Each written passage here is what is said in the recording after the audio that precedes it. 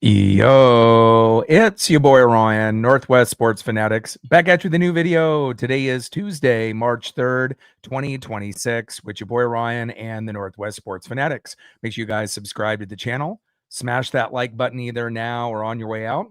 Donate to your boy if you can. Cash App $ORION NWSF or the YouTube Super Chat right here. We got some spring training baseball this Tuesday afternoon. The Los Angeles Angels versus the Seattle Mariners. First pitch is going to be here in roughly 5 minutes. So let's cue up the music, take a look at the thumb, and let's get into the starting lineups. Happy Tuesday, everyone.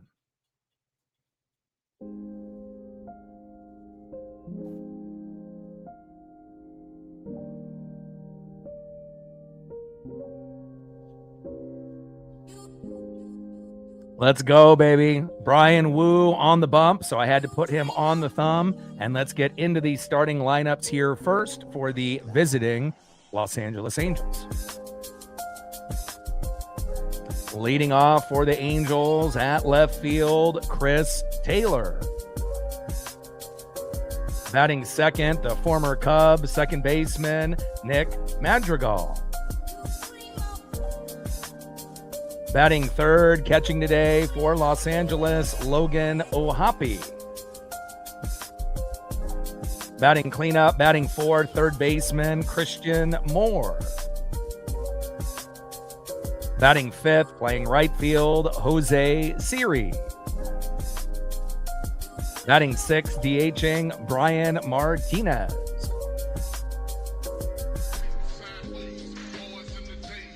Batting seventh, playing shortstop, Kyron Paris.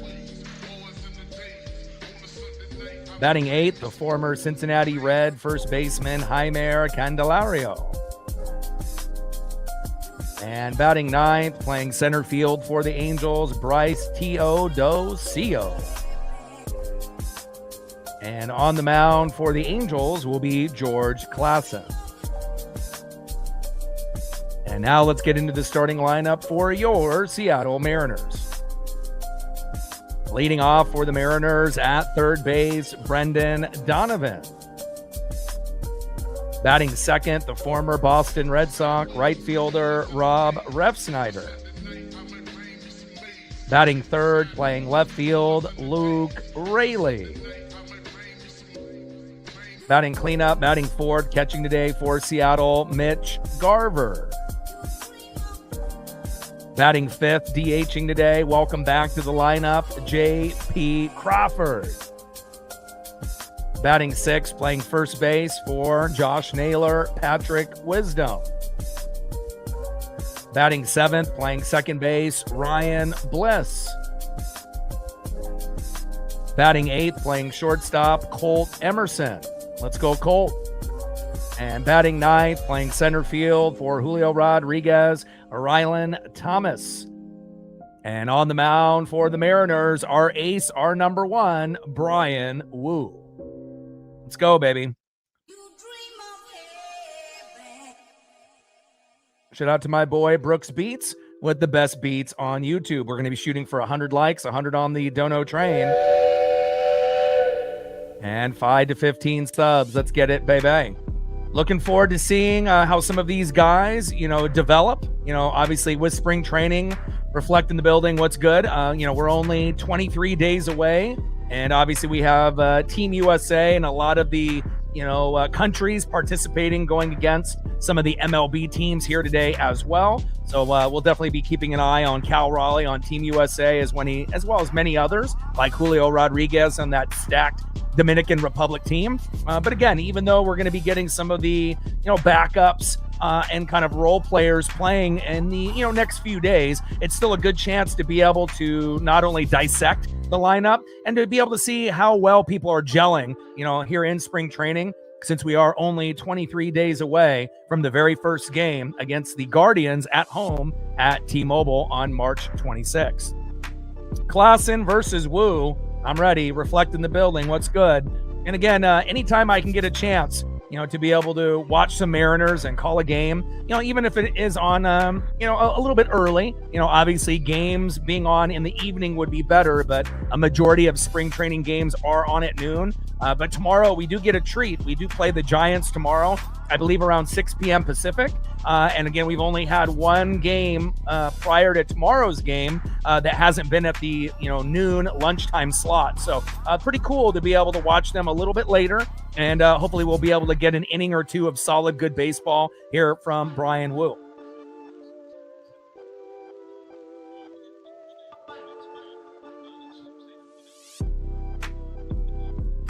Is on the mic, obviously going to be retiring after this season, so definitely going to be soaking in every piece of action that we're going to be able to get from all of our guys that are going to be in the booth or on the radio.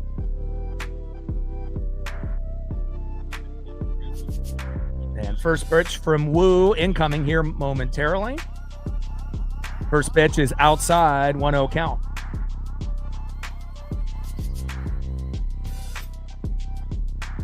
Beautiful day here in the Pacific Northwest.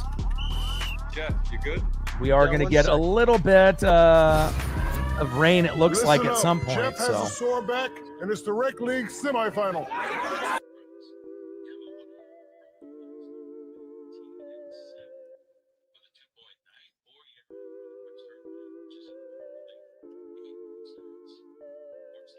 Two-0 pitch from Woo. Popped up. And going into right field. And there we go, one away.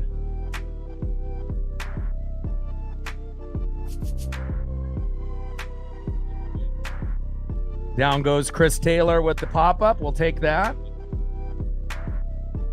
And next up will be the former Cub second baseman, Nick Madrigal.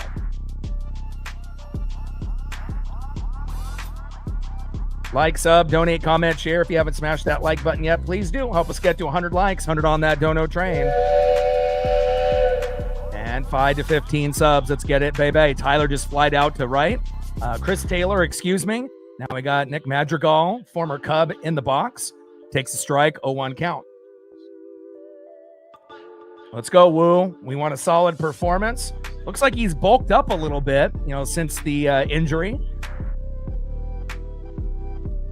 0-1 pitch, fouled off with the four-seam fastball. Looks like he's got some good velocity there. Back-to-back 94-mile-an-hour pitches there by Bryan Woo. Should be our number one going into the season, and we'll see how Logan Gilbert, George Kirby, Bryce Miller, Luis Castillo, or potentially Cade Anderson and Ryan Sloan, who have been very good in limited action so far in spring training. Really love what Cade Anderson was able to do, as well as Ryan Sloan, and we may see them sooner than later, obviously, this season.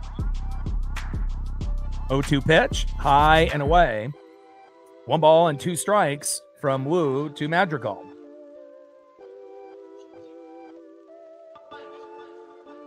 Woo on the mound, the former Cub, Nick Madrigal, in the box. 1-2 pitch, low and away. 2 balls and 2 strikes from Woo to Madrigal. Top of the first inning here in spring training, 23 days away from opening day for the Seattle Mariners, going against the Cleveland Guardians March 26th at T-Mobile. 2-2 pitch, crushes it towards the line in right field, and there we go. Nice play, keeping active here early. Nice job there by Rob Refsnyder, making both out so far. I feel he's going to be, a pretty good role player for the Seattle Mariners in 2026, especially batting against lefties. Next up is Logan O'Hoppe.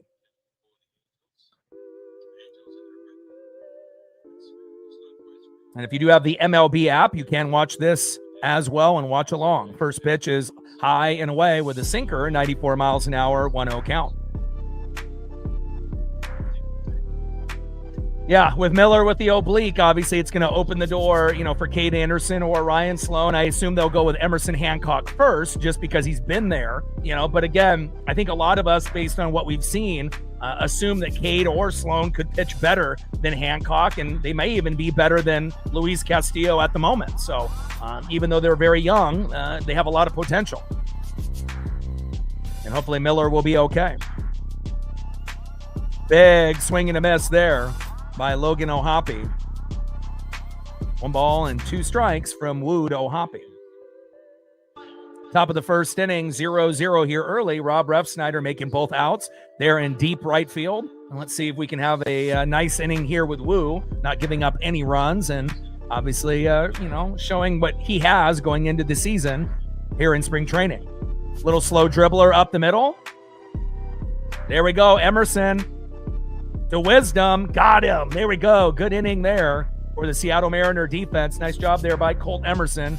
An individual that should, be able to make it, day one, as we start the season. And again, definitely excited about Cade and Ryan Sloan and a few others as well. Let's go to the bottom of the first inning and see who is up here for the Seattle Mariners.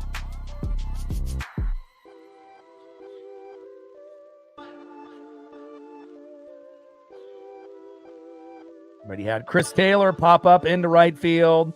You had Nick Madrigal pop up into right field, and then a little slow dribbler up the middle by Logan O'Hoppe, taken care of by Colt Emerson. And again, let's see if we can get the bats going here early in this matchup. Leading off for the Mariners at third base, who's had a great spring training so far, Brendan Donovan. Should be the X factor, for this team, since obviously we have no Gino and no Polo, and we finally have a good leadoff hitter. Batting second, right fielder, the former Red Sox, Rob Refsnyder. Hopefully, there'll be a few more photos taken by the photographers to be able to get some action shots, in the Mariner uniform for Refsnyder, Donovan, and a few others. And batting third, playing left field today for Randy Arozarena, Luke Raley. Let's go M's. On the mound for the Angels will be George Klassen.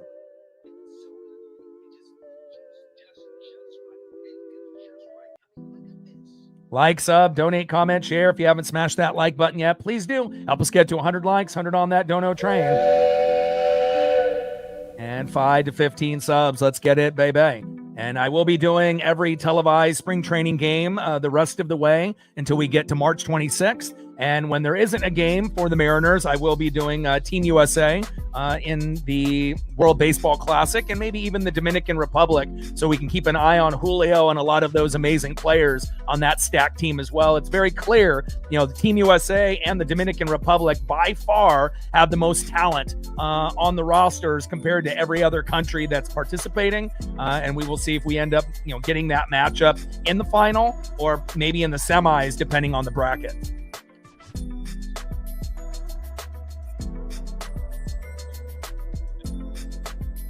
George Klassen making his way to the mound, getting a few warm-up pitches in, and leading off for the Mariners. And it should be our leadoff hitter, in 2026, third baseman Brendan Donovan. Super excited about Donnie. We can play defense at many positions, second, short, and third. He could even DH if needed. And on top of that, he's got power, who can hit home runs at the leadoff, position and get on base. And that's really what we need. First pitch in there for a strike, 0-1 count.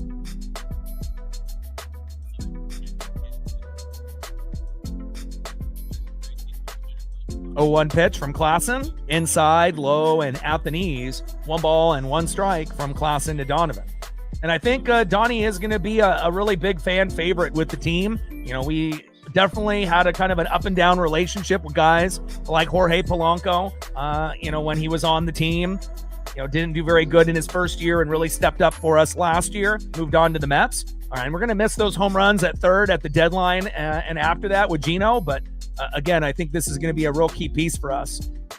2-1 pitch, check swing, high and away. Great eye there by Brendan Donovan. 3 balls and 1 strike from Klassen to Donovan.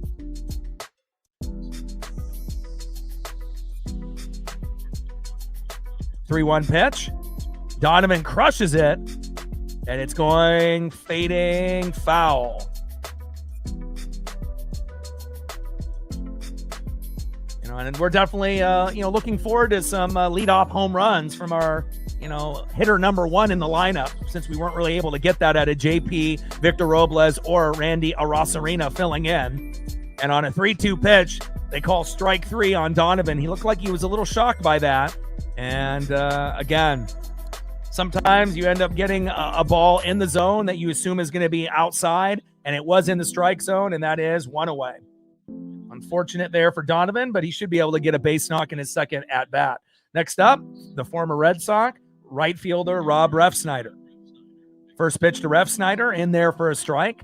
Four-seam fastball, looking strong there by Klassen here early. Bottom of the first inning, 0-0, Angels and Mariners.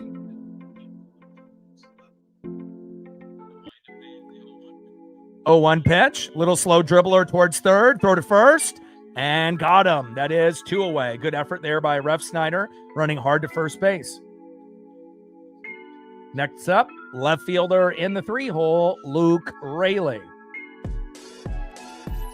Klassen on the mound, Luke Raley in the box. Let's go, Luke. And we did see Luke, go yard, a few days ago, and hopefully we'll be able to get Luke going early in the regular season as well. First pitch to Raley is high and away. Good eye, four-seam fastball, 98 miles an hour, 1-0 count. Let's go, Luke.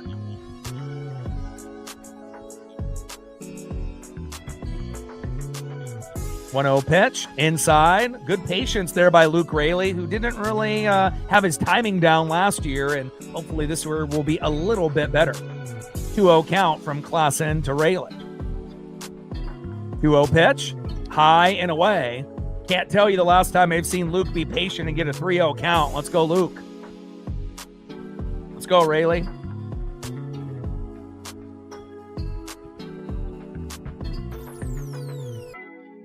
Pitch is outside, and that is ball 4.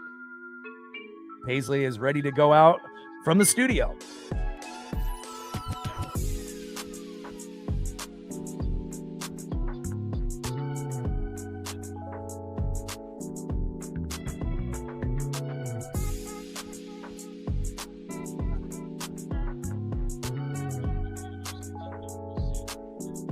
Next up is Mitch Garver.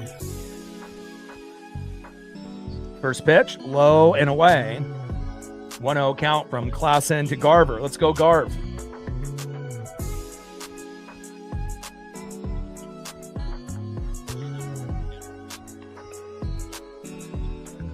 One-0 pitch. Crushed towards that third baseline. Foul. 1 ball and 1 strike from Klassen to Garver.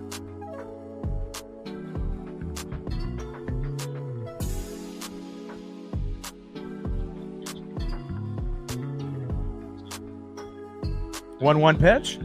Big swing and a miss there by Garver. 1 ball and 2 strikes from Klassen to Garver. Come on, baby.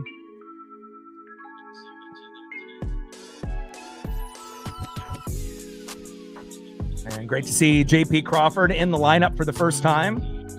Had a minor injury, nothing too serious, but again, great to be able to see him back in the lineup. They're going to ease him into the lineup, having him DH here today. 1-2 pitch. And Garver with a slow dribbler up the middle. Run, Garv, run! Off the 1 hopper, and Garv is safe. There we go. Nice hustle by Mitch Garver. And again, a little hopper right up the middle. And again, a tough play for that Angel defense, and we'll take it. Nice job there by Mitch Garver. Let's see if JP Crawford can knock him home. Next up in the 5-hole, DHing for the first time in spring training, JP Crawford. Let's go, JP.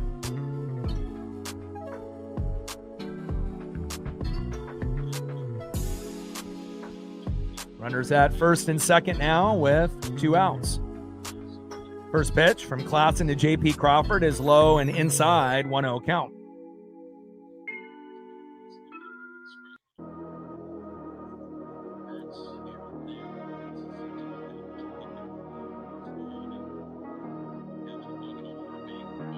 Let's go, JP. Quick mound visit here from Logan O'Hoppe with Klassen, trying to figure out how they want to be able to pitch to JP Crawford. DHing today since he had the minor injury. Curveball inside, 83 miles an hour on that first pitch. And hopefully JP will be able to get an RBI on his first at-bat in spring training, which would be asking a lot, obviously after being banged up. But hopefully he'll be able to give us a little bit of Mariner magic.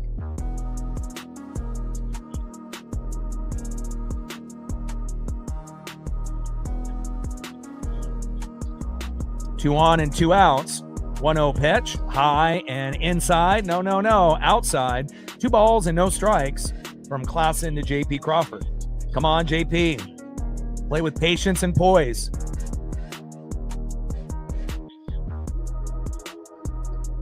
2-0 pitch, low and inside. Great eye by JP Crawford and Luke Raley and their first at-bats here in the first inning. I love it. We got a nice 3-0 count and a good opportunity for bases loaded. And again, the game could get away from the Angels here even in the first inning. Come on, JP. 3-0 pitch. Takes a strike right down the middle. 3 balls and 1 strike to JP Crawford.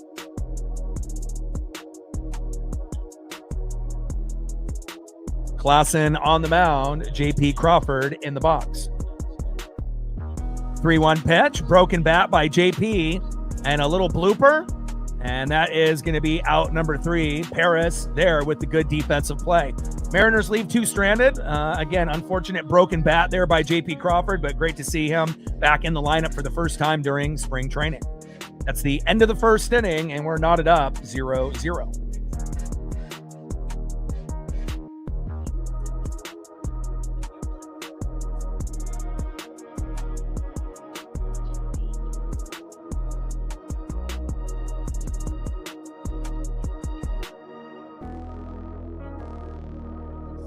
Next up for the Angels in the top of the second inning, 4-hole hitter, third baseman today, Christian Moore. Batting second, right fielder in the 5-hole, former Met, Jose Siri.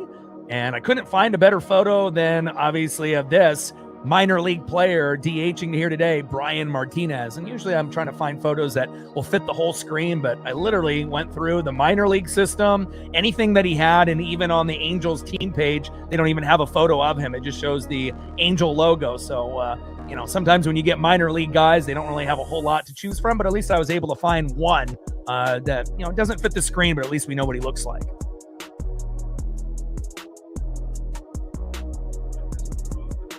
As we wait for the commercial break to end of the first inning, 0-0, Angels and Mariners.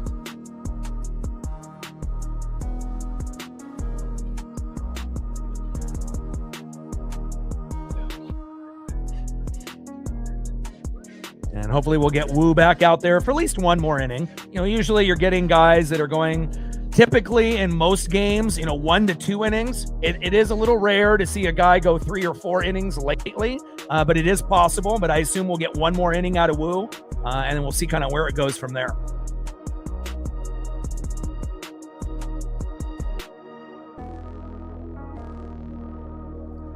And Wu was clean in that first inning, not giving up any hits or any runs. And let's see if Wu can continue the dominance on the mound. Next up is third baseman Christian Moore. First pitch, in there for a strike. Looking, beautiful pitch there by Brian Wu, 0-1 count.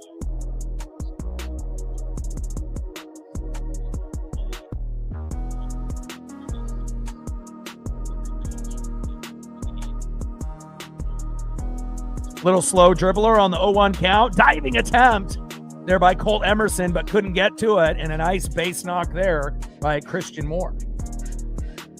Good effort there by Colt Emerson, who could be a day 1 starter with the team. A little bit better than Cole Young and Ben Williamson overall, and we're definitely excited about his progression. Next up, right fielder Jose Siri.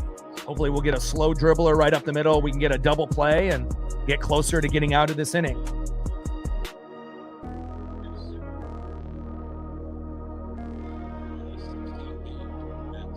First pitch to Jose Siri. Takes a ball high and away, 1-0 count.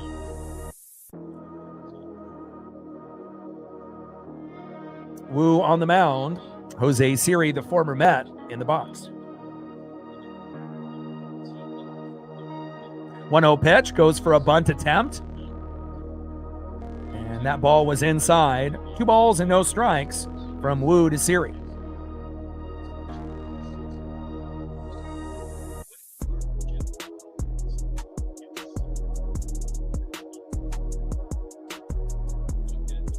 Two-0 pitch, high and away, and not getting any calls from this ump here. 3 balls and no strikes from Wu to Siri. Come on, Wu. And you could have challenged that last pitch. Even pitch number 1, pretty close to the zone. Could be 1 ball, 2 strikes instead of 3-0. 3-0 pitch. Finally gets a strike call there from the ump. 3 balls and 1 strike from Wu to Siri.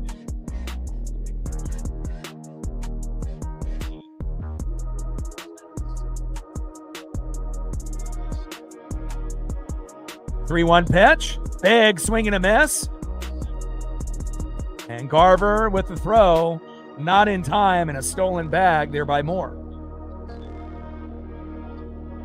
Count now is full. 3 balls and 2 strikes to Jose Siri after Christian Moore ends up stealing a bag.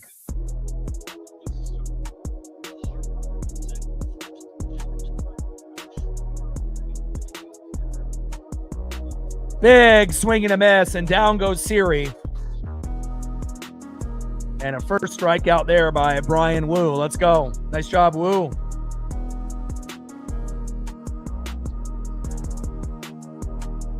We'll take it.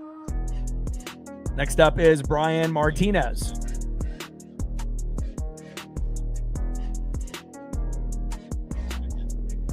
Looks like they switched it up and have Omar Martinez in now.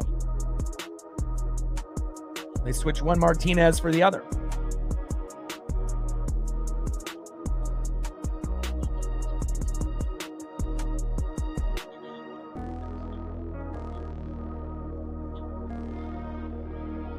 Big swing and a miss by Martinez with that sweeper by Wu. No balls and 2 strikes from Wu to Martinez.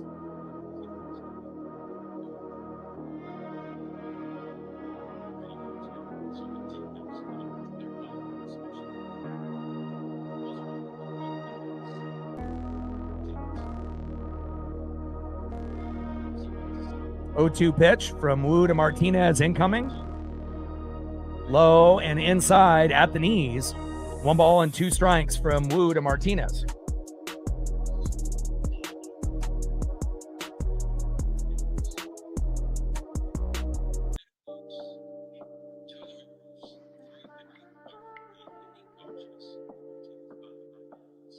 One-two pitch, crushed towards left field, fading foul. Good souvenir for that fan out there in left field. 1 ball and 2 strikes from Wu to Martinez.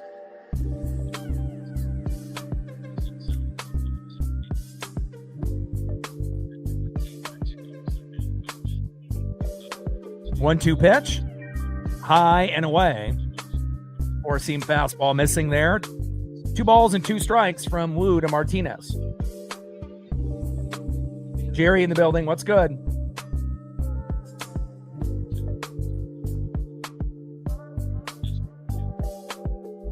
Two-two pitch from Wu. Check swing. Did he go? Yes, he did. Let's go.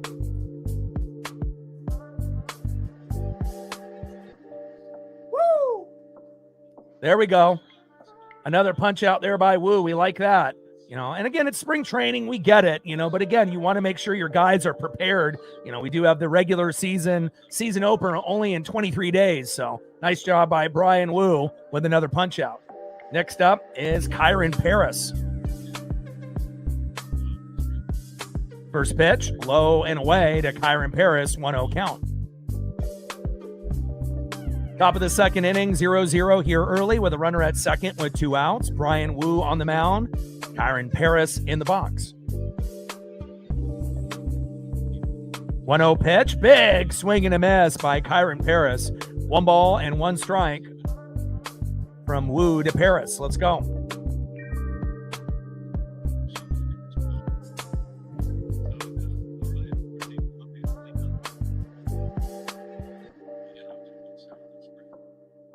One pitch. Big swing and a miss with that 4-seam fastball reaching 96 miles an hour by Brian Wu. Beautiful. 1 ball and 2 strikes to Kyron Paris. Let's see if we can get one more punch out of Wu. Yeah, for real. Ichiro, too. I imagine Ichiro would still be able to get hits on quite a few pitchers, even though he's getting up there in age. 1-2 pitch. High and away. 4-seam fastball. Just outside of the zone. 2 balls and 2 strikes to Kyron Paris. Top of the second inning, 0-0 here early between the Angels and the Mariners. Mariners number 1 on the mound, Brian Wu. 2-2 pitch, low and away. Sweeper, breaking ball missing. Count now is full. 3 balls and 2 strikes to Kyron Paris.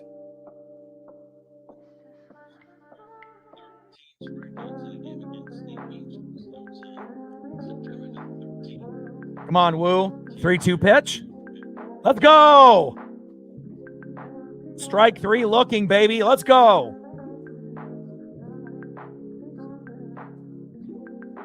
Woo. There we go. Striking out the side, and that's what you want, to be able to see from your number 1. And obviously, if Wu didn't get hurt, late in the year, I think the Mariners would have made, the World Series. We may have not won the World Series against the Dodgers. We might have only taken it to 6, maybe 7, but again, you need to be able to have your number 1 available to possibly go 2 times, maybe even 3, in the AL, CS. And again, if you don't have your number 1 option, sometimes you fall just a little short. And that's what happened with the Seattle Mariners last season. But great start for Wu, obviously here in spring training. And hopefully we already have 1 minor injury with Bryce Miller. 4 out of the 5 starters were injured last year. Kirby missing the first 2 months. And then obviously we had Logan Gilbert missing about a month and a half. Then Wu getting hurt late. And then obviously Miller as well. Really the only starter that didn't get hurt was Luis Castillo. But again, we do have Emerson Hancock that could fill in. But I think a lot of us are waiting for Cade Anderson and Ryan Sloan to finally get a shot to be able to show that, hey, maybe they deserve, to have a chance, to go for one of those spots in the starting 5. If there's going to be injuries to guys like Miller and Castillo, I feel pretty confident that Sloan and Cade could come in and actually do a little bit better than maybe Emerson Hancock and Logan Evans did filling in last year. But again, only time will tell. Good inning there for Brian Wu.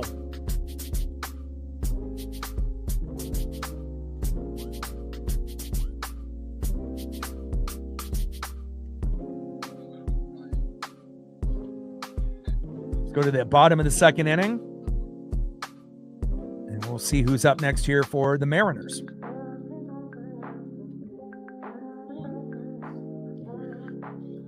Leading off for the Mariners at first base, filling in for Josh Nails, Patrick Wisdom.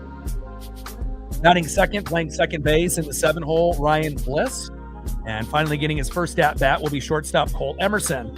First pitch by Wisdom, going back, see ya! There we go. One of the lower individuals on the roster comes up big with a big solo dinger to center field. Patrick Wisdom, see ya later. 1-0 Mariners. Let's go. Way to bring that electricity.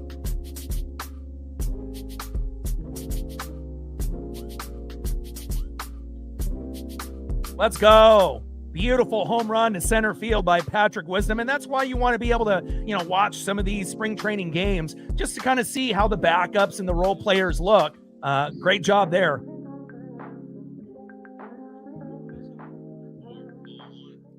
Next up is Ryan Bliss.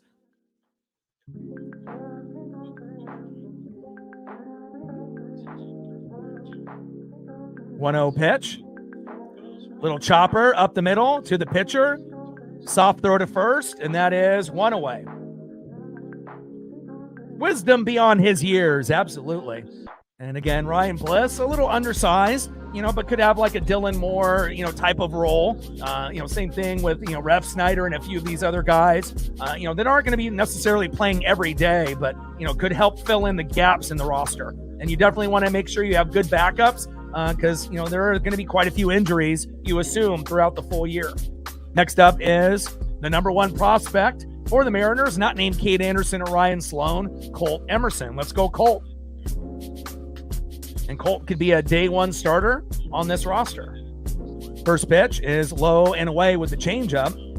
1-0 count. Klassen on the mound. Emerson in the box.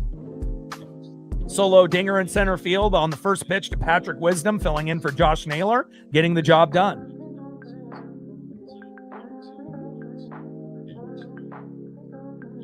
Pitch is high and away. 2 balls and 1 strike from Klassen to Emerson. Let's go, Colt. We know he can play defense and he can play offense. 2-1 pitch. Fouls that one behind the plate. 2 balls and 2 strikes from Klassen to Emerson. Let's go, Colt. Klassen on the mound. Emerson in the box. 2-2 pitch. And takes strike 3 looking. Nice punch out there by Klassen. And that is 1 away. And that is 2 away. Obviously, Bliss ended up dribbling out as well. All right, let's see if one other role player can come in and do something for us. Center fielder in the 9-hole, Rylan Thomas. He has made a few pretty nice catches, in the outfield defensively. Let's see if the bat can come alive here for Rylan Thomas. First pitch is high and away, 1-0 count.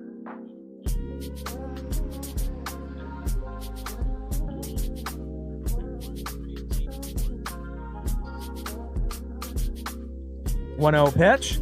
Little dribbler going towards right field. Fair ball. Let's go. Back. See ya. Rylan Thomas getting it done. Another solo dinger. 2-0 Mariners. Let's go.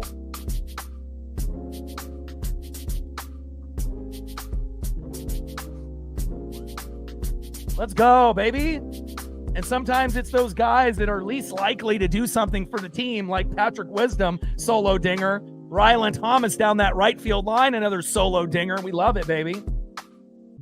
Way to bring the electricity. 2-0 Mariners out of guys that you wouldn't expect. Next up, third baseman, Brendan Donovan. Let's go.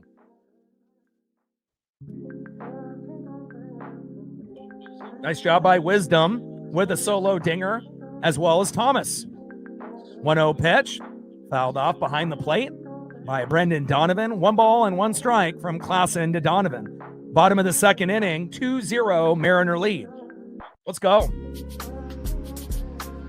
And it's not like we're going to be seeing a whole lot of Wisdom or Thomas, throughout the year, but just knowing that, they have the power to be able to make an impact, if they do have to come in at some point and fill in. Again, good sign, obviously here in spring training.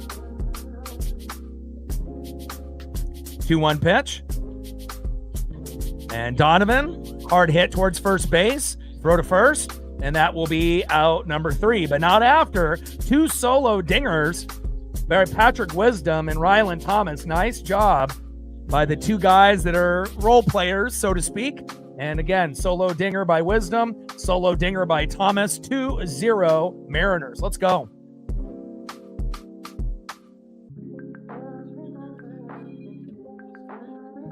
Go to the top of the third inning and see who's up next here for the Angels.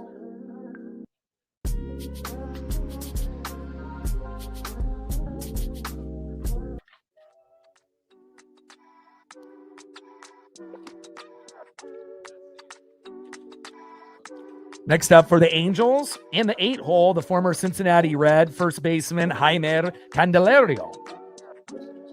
Batting second, center fielder in the 9-hole, Bryce Teodosio. And back at the top of the order, left fielder, former Dodger, Chris Taylor.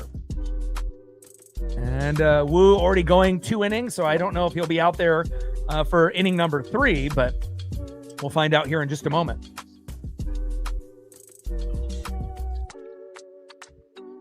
The good old days.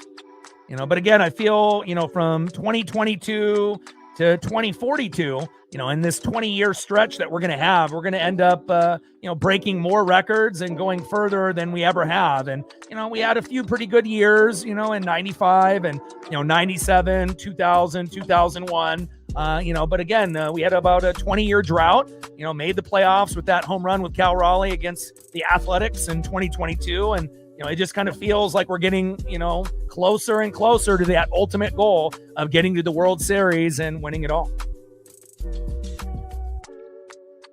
Randy against Langston.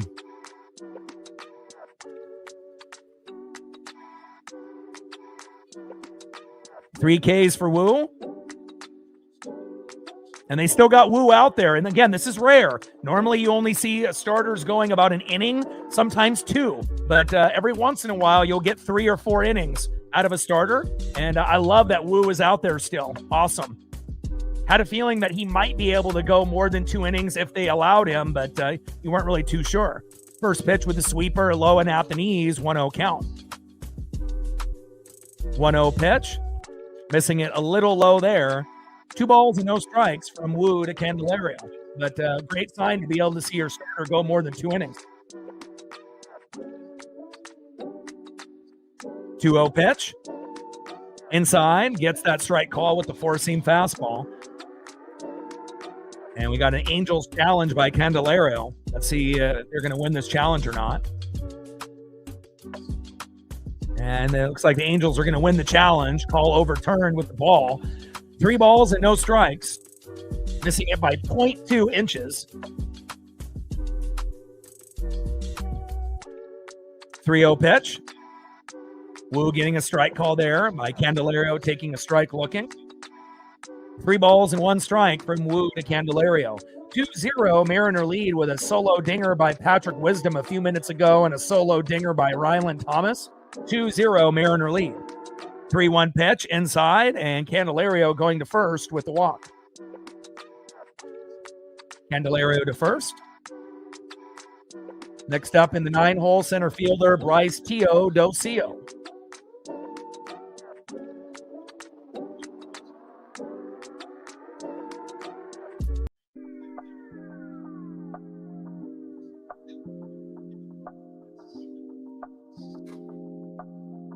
First pitch from Wu to Teodosio, shows bunt, and sinker is outside, 95 miles an hour, 1-0 count. Top of the 3rd inning, 2-0 Mariner lead with solo dingers by Wisdom and Thomas.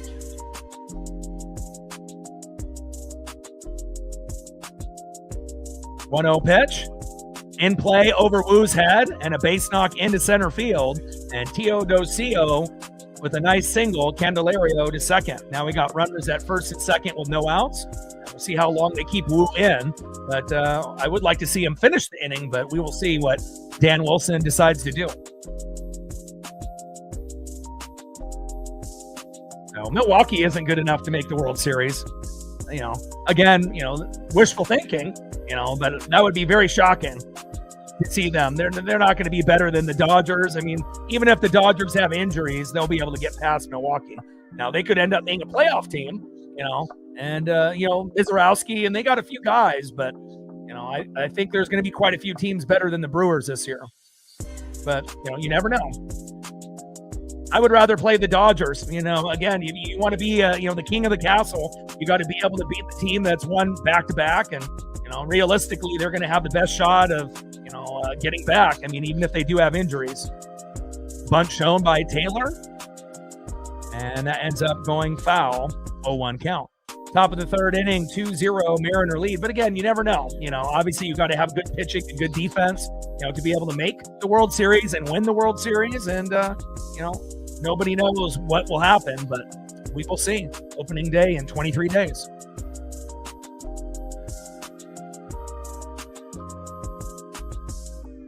And a little dribbler towards third base, foul by Chris Taylor, the former Dodger. No balls and 2 strikes with runners at first and second and no outs.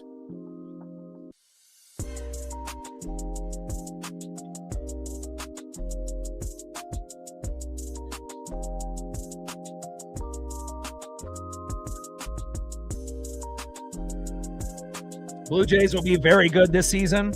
And again, I think the 3 teams that are going to be the most hyped up are going to be the Dodgers, the Blue Jays, and the Mariners, considering we were the last 3 teams left. And based on the rosters and what we did in the offseason, Dodgers are going for a three-peat, and Blue Jays and Mariners are trying to be that team that knocks them off. 1-2 pitch. And that one is fouled off. Sweeper, 84 miles an hour, going towards that right field first base line. Top of the 3rd inning, 0-0. No. 2-0 Mariners with runners at first and second and no outs.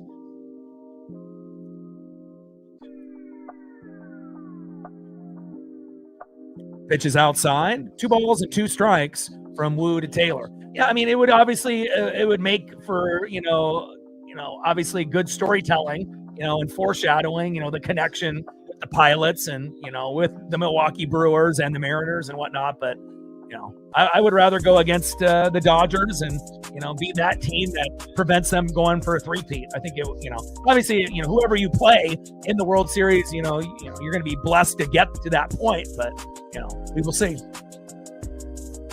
Pitch fouled off with that sinker. 2 balls and 2 strikes from Wu to Taylor.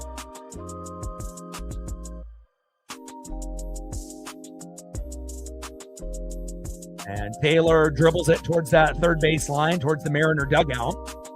2 balls, 2 strikes from Wu to Taylor. For me personally, I would rather go, against the Blue Jays again, in the ALCS and get payback, and then go against the Dodgers. That would be the path that I would like.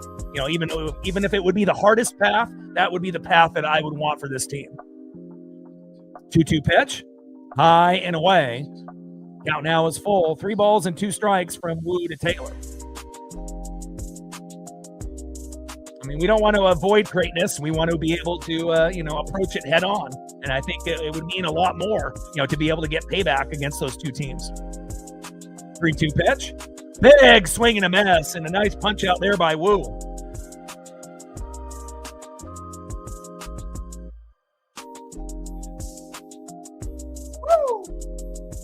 Punch out number 4 there by Brian Wu, and I think his day is done. And great job by Wu overall.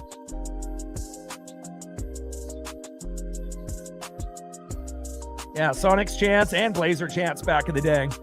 Trying to beat on the Lakers, absolutely. All right, new pitcher coming in for the M's, but a great job by Wu, going 3 innings. Not completing the 3 innings, but getting 4 Ks after giving up runners at first and second. And we will see here momentarily who will be coming in for Wu. I think it will be Rucker.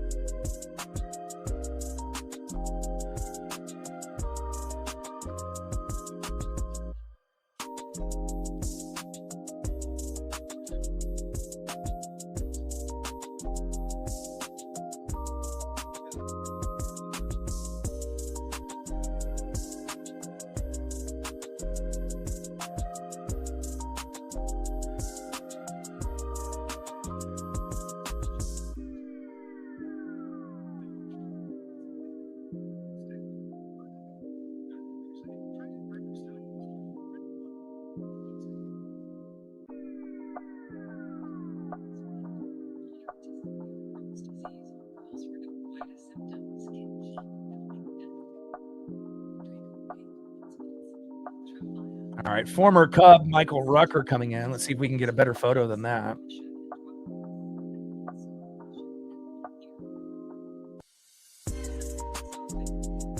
That one didn't format properly. Let's see if we can get a better one here.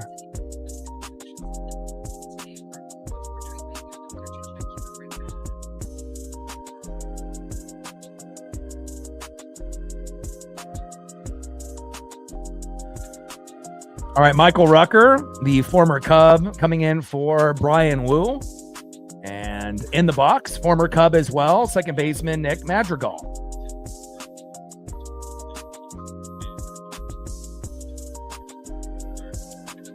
First pitch, takes a strike looking with a cutter, 88 miles an hour, 0-1 count.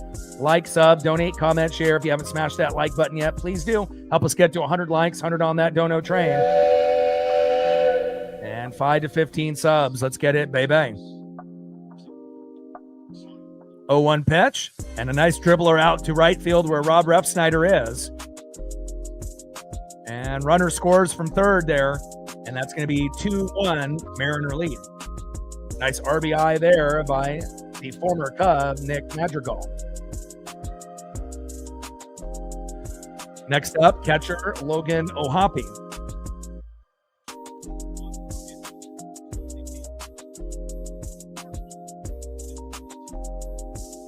And anything that, can be done on the channel, whether it be a like, a sub, a view, a comment, a dono, it all ends up adding up in the end.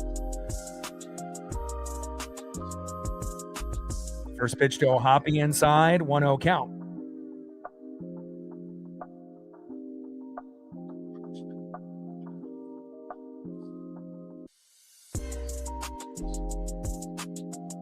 1-0 pitch. O'Hoppy crushes it towards that third base line. Runner will score. Teodosio and Madrigal the second. And just like that, we have a 2-2 game. Nice RBI there by Logan O'Hoppy.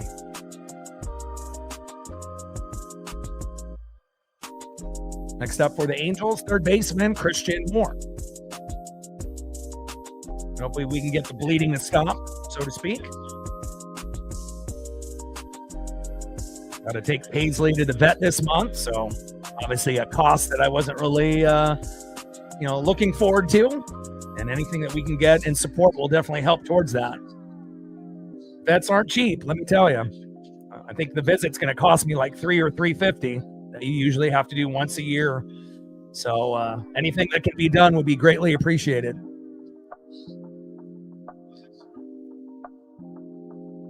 1-0 pitch. Low and away. Come on, Garv. 2 balls and no strikes from Rucker to Moore.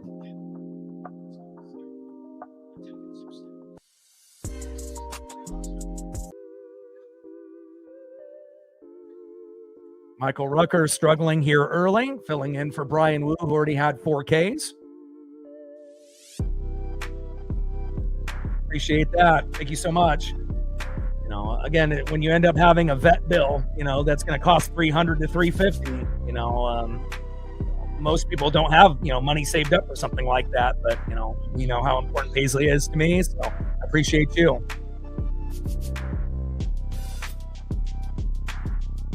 2-1 pitch. Inside, 3 balls and 1 strike to Christian Moore. Appreciate you. Every dollar counts. That'll help going towards Paisley's visit either this month or next month, whenever I get enough to be able to get it taken care of. Stacks, racks with a little Cactus Jack. Bang, bang. Thank you so much. O'Hoppy with the stolen bag at second. Another strike taken by Moore. Count now is full. 3 balls and 2 strikes from Rucker to Moore. I was considering having to possibly even sell some of my high-end, cards, toys, or autographed photos, but you go to Facebook Marketplace or Craigslist or eBay, you don't really get a good value usually off those things. Little rundown here at third. Get him, baby. Get him, Garth. And there we go. Runners move up, but at least we end up getting the runner in between third and home, 2 away. Yeah, and this particular visit, Paisley has to get shots that she hasn't had since she was 2, and she's going to be 5 this year. So every 2 years, there's like 2 different types of shots that need to be done on top of just the visit itself. So, I assume it's going to cost me about $350, maybe even more. So obviously every dollar that we end up getting between now until, next month, will definitely help go towards that. First pitch there to Jose Siri. Takes a strike from Rucker, 0-1 count. We got a runner at second, as well as third. 2-2 tie between the Angels and the Mariners. 2 solo dingers by the Mariners and a few RBIs here in this inning against Rucker. 0-1 pitch. Check swing. Ends up going around. No balls and 2 strikes from Rucker to Siri.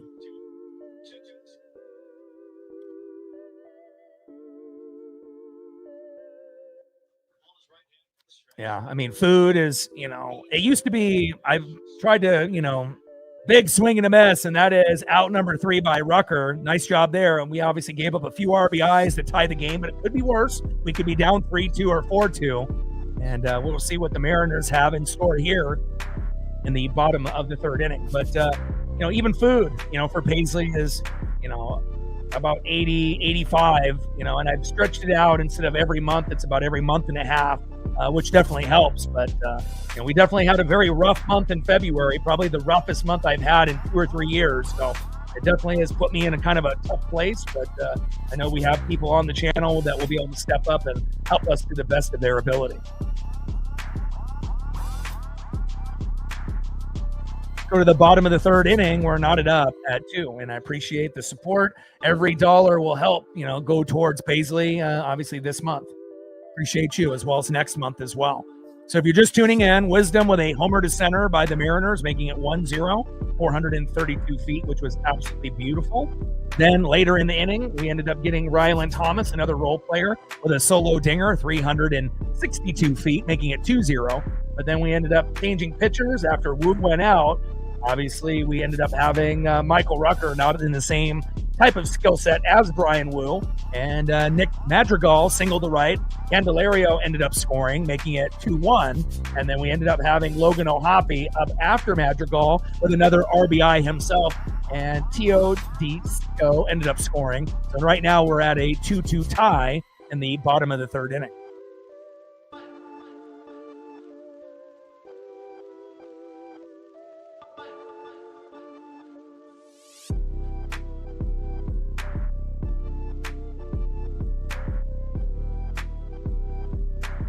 And I believe it'll be Rob Refsnyder,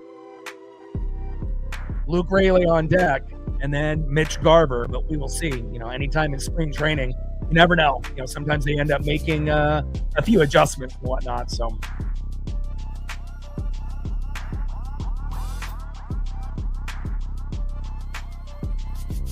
All right, looks like I was right. Again, sometimes you can trust ESPN and MLB.com, but sometimes you can't. And we know that Rob will be crushing lefties. They've done a few different interviews for players like Donovan as well as Refsnyder.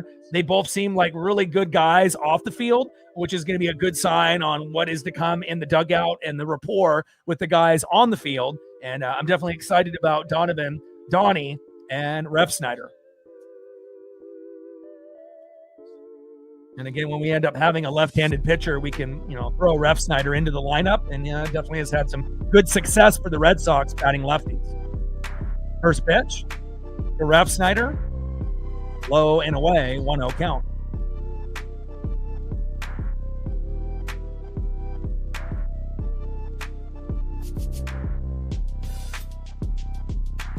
One-0 pitch, low and away. 2 balls and no strikes from Klassen to Refsnyder.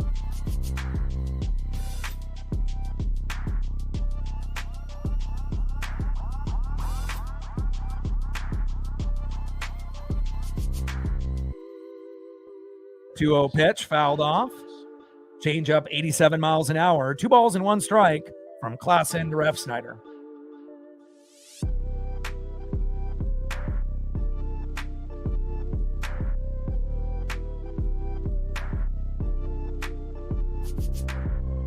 Big swing and a miss by Refsnyder on that changeup there by Klassen. 2 balls and 2 strikes from Klassen to Refsnyder. And luckily I have a best friend, that if I do need to borrow, he'll be able to, cover. And we decided to, get tickets for the Mariners. We're only going to be he'll be going to a couple games this year. He's going to go see the Astros, I believe in April, on a back-to-back with his dad. So that should be exciting. So he can boo Jose Altuve and the rest of the Astros with his dad. But we decided, even though the tickets went up, we're going to keep the 4th of July tradition going. And that is strike 3 on Refsnyder, and that is 1 away. We've been going to the 4th of July the last few years, being able to, see, some pretty good matchups with the Baltimore Orioles a couple of years ago when they were a playoff team, and then last year with the Pittsburgh Pirates. They play the Blue Jays this year, and that's why ticket prices have gone up. But we did end up getting the tickets. And Lauren from the channel that lives in Canada is going to be coming down to that particular game with his wife and kids. So I will be meeting up with him, and we'll probably take a couple photos together and being able to chop it up. So if you are planning on going to a game and you want to be able to see me, I will be there probably just for 1 game, maybe 2 at the most. And it'll be that 4th of July game versus the Blue Jays. Next up is Luke Raley. 2-0 pitch, little chopper up the middle, and it ends up going foul. And just so, it just kind of coincidentally, he ended up getting his tickets first. And, normally we pay about $125 to $140 per ticket. Now with the Blue Jays coming into town and everything the Mariners have done since last year, we're in the bottom level, about 25 rows back. So that way we have a good chance for a foul ball. And they're $170 each, which is kind of spendy. But if we're only going to be going together once in the season, it's not too bad. Little dribbler towards first, and that is 2 away. Down goes Luke Rayleigh. But cool to be able to meet Lauren, his wife, as well, as his kids, and to be able to come down. That'll be the only game Lauren goes to, throughout the year, and my buddy will be able to go to a few, but I will be calling 161 out of 162 regular season games as well as playoffs, and it'll be a nice 4th of July tradition. They've given away hats every year, and I got this one 2 years ago with the Orioles. I got another hat that they gave away that you'll see me wearing on the channel from last year, and they're doing a bucket hat sponsored by the Mariners and Coca-Cola. Don't know what it's going to look like, but we'll see. Hopefully it ends up being halfway decent, that I'll be able to wear that on the channel at some point or another. 1-1 count from Klassen to Mitch Garver. 1-1 pitch, little slow dribbler by Garver towards third base and foul. And if you get too close, within the first 5 or 10 rows, you're not going to get a foul ball, because that's going to go to a kid, or they're going to flip it to a kid. But if you go back, about 15 to 25 rows back, that's the sweet spot. That's where I've gotten all 3 of my baseballs. Julio Rodriguez foul ball, in his rookie season. Aaron Judge, when he had the 62 home run season that same year. And then obviously the first ball that I got with Kike Hernandez around 2019 against the Dodgers when they came to town. So that's kind of the sweet spot if you want to be able to get a ball about 15 to 25 rows back. And, again, we're going to be in that same spot, seat 1 and seat 2. So I'll be on the aisle going up and down, and I'll be able to cover, about 3 or 4 rows in front of me, 3 or 4 rows behind me. And it'll give us the best chance, to be able to get a foul ball for either me or my best friend. So he's never gotten one, and, I definitely want to get one for him. 3-2 pitch by, and a big swing and a miss there by Garv, and down he goes. Nice pitching there by Klassen, still in the matchup with the big punch out. He's got 4 Ks at the moment, matching Brian Wu. End of the 3rd inning, we're knotted up at 2. I mean, if you just want to be able to watch a game, obviously sitting behind, home plate is a unique experience, or if you want to be like in the outfield, there really isn't a bad seat there at T-Mobile. But, I'm definitely excited about the opportunity to meet Lauren, his family, get a foul ball, and to be able to go to at least one game every year. So they're in the building. What's good?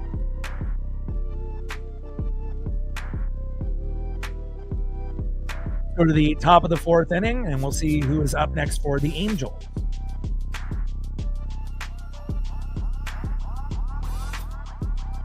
And I believe it'll be Martinez, Tyron Paris, and Jeimer Candelario, if I'm correct.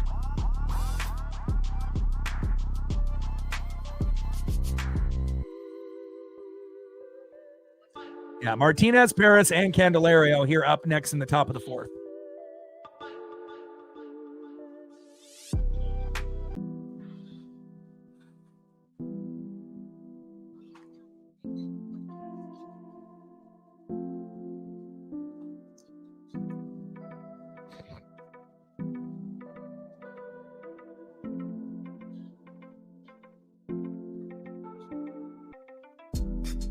Yeah, it'll definitely be interesting, to see how the draft plays out. It'll also be interesting to see what players get cut or traded. Even last night, Montgomery, going to the Texans, you're starting to kind of see, I don't want to say the downfall of the Lions, but it shows you like how close the window is to be a championship caliber team. You have a few guys retire, you have a few guys get traded, you have a few guys get injured, and then all of a sudden that 3 to 4 year window for the Lions may have, I don't want to say it's completely closed, but again, with some of those injuries, guys moving on the offensive line, and now with no Montgomery, splitting carries with Gibbs, you feel that they could still end up getting another guy that could be as effective or close to Montgomery. But again, it's a big upgrade for CJ Stroud to be able to get that piece there. Obviously, we know with Mixon and a few others, they've had some injuries. But again, it definitely gives the Texans a very solid running back as long as he doesn't get injured. Little slow dribbler, and down goes Martinez. Nice tag there by Wisdom, and nice throw by Bliss. 1 away. And again, we'll end up seeing, some of the new quarterbacks, going to, new teams, and we'll see if Max Crosby ends up getting traded. There'll be quite a few names to kind of keep an eye on as far as NFL news is concerned, for sure. Top of the fourth inning, 2-2, Angels and Mariners.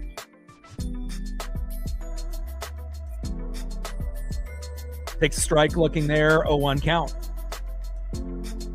We've got Casey Legomina in now. 0-1 pitch.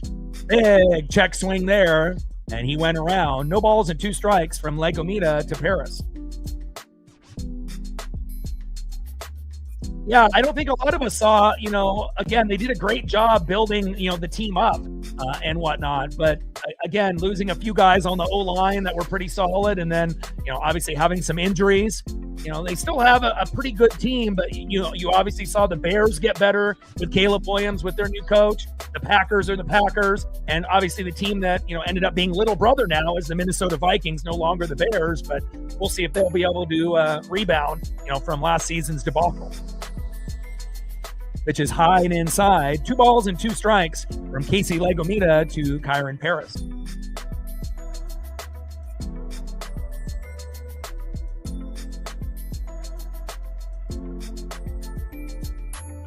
And that is strike 3. Bang! Nice job there by Legomina.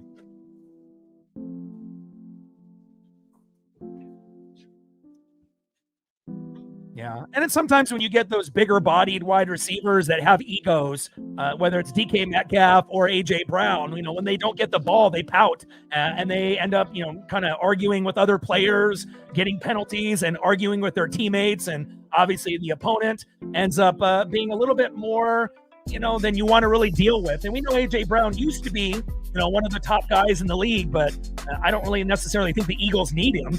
They could end up drafting or getting someone else to kind of fill his spot. They still got Devontae Smith and others, but, maybe he ends up going to the Patriots.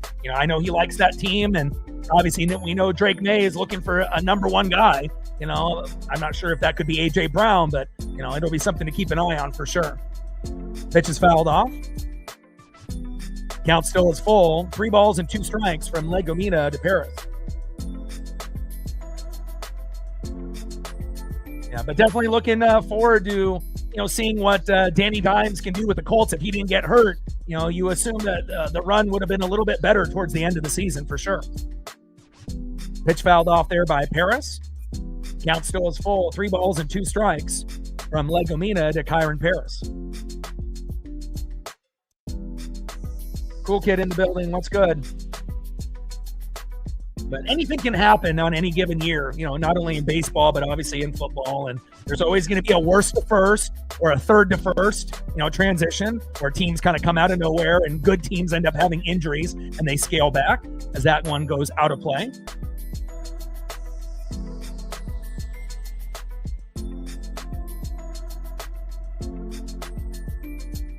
I am 6 foot.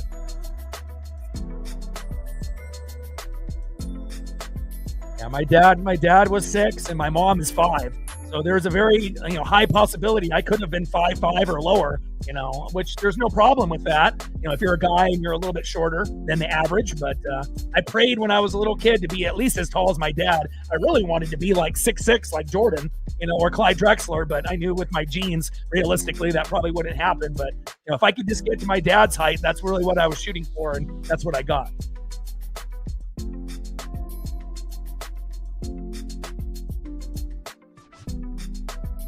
Next up is Jaime Candelario.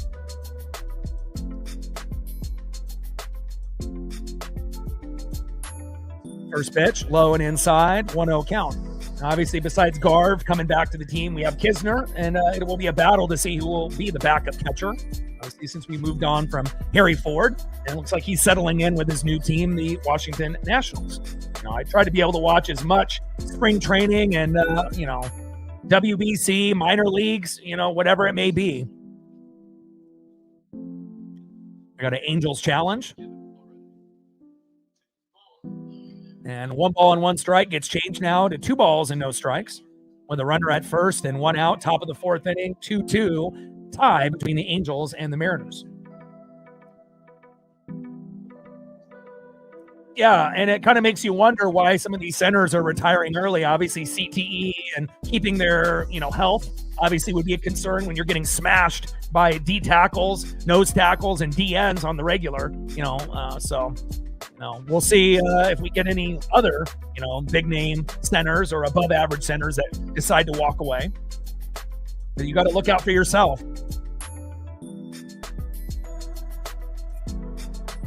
And again, everyone is familiar with the Rondale, Moore, situation and whatnot. A lot of players are, taking their lives after football or even during football. Hard hit ball, deep right field, and it is gone. Big home run there by Jaime Candelario. And now it is a 4-2 lead here by the Angels. Crushed the hell out of that baseball. Come on, Legumina.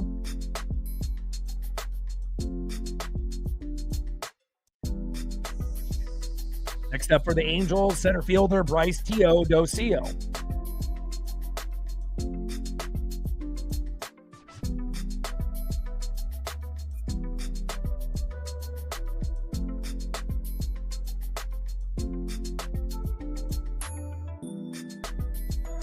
Come on, Legumina. First pitch by Teodosio, bunts foul, a 1 count.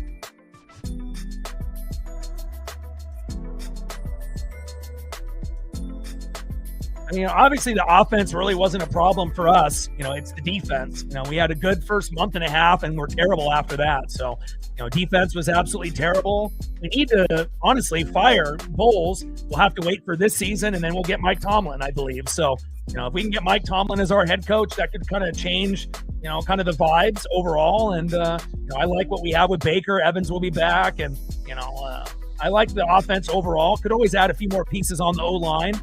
But as far as O-line and defense, that's where we need to really make those adjustments, as well as getting rid of Bowles and kind of blowing up the coaching staff and finding the right fit. And hopefully Mike Tomlin will be that guy next year. Already has Buccaneer ties as being one of our coaches back in the day. 1-2 pitch, fouled off by Teodosio. 1 ball and 2 strikes with nobody on and 1 out. Candelario with a 2-run jack moments ago, making it a 4-2 Angels lead. Yeah, that's crazy. 28 and 27, not even 30 years old and retiring. So obviously, could be personal, type of thing, but, every player has to look out for themselves. 1-2 pitch, check swing. Did he go? Yes, he did. There we go. And Casey Legumina with a punch out, and that's going to be a 2 away.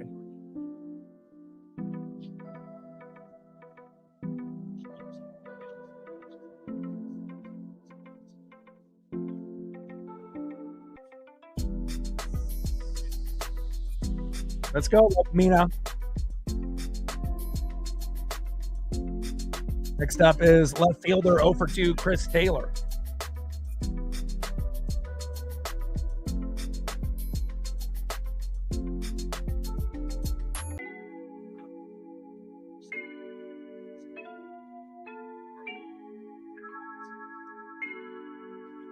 First pitch from Legumina to Taylor. Check swing with the sweeper. Does not go. 1-0 count. Top of the 4th inning. 4-2 Angel lead.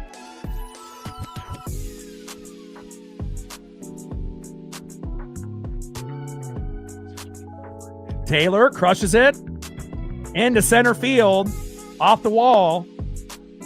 Over Thomas. And they're starting to rake now. A nice double there by Taylor.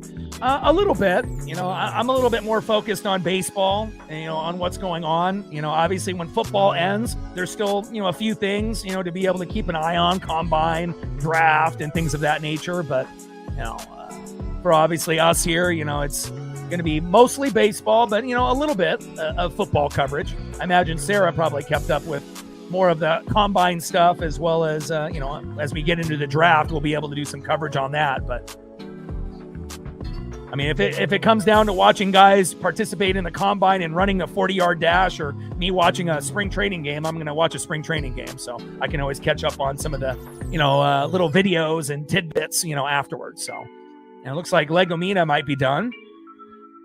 But some of the stuff is a little irrelevant. Like when you get the guy who's the fastest player, how often do you get the fastest player that ends up making an impact, on an NFL team? It's nice to be able to, have a guy run, but what they should be doing is running these guys in pads.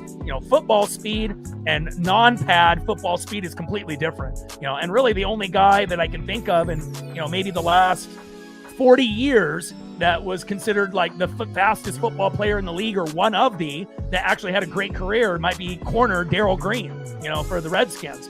But a lot of these guys that are quote unquote fastest player, some of those things don't really matter, but again, there are going to be certain drills, that will boost the stock of a player. And that's obviously what those things are for, to be able to show how strong and fast and what kind of drills you can do. But, some of it is, a little irrelevant in my opinion, but it is what it is.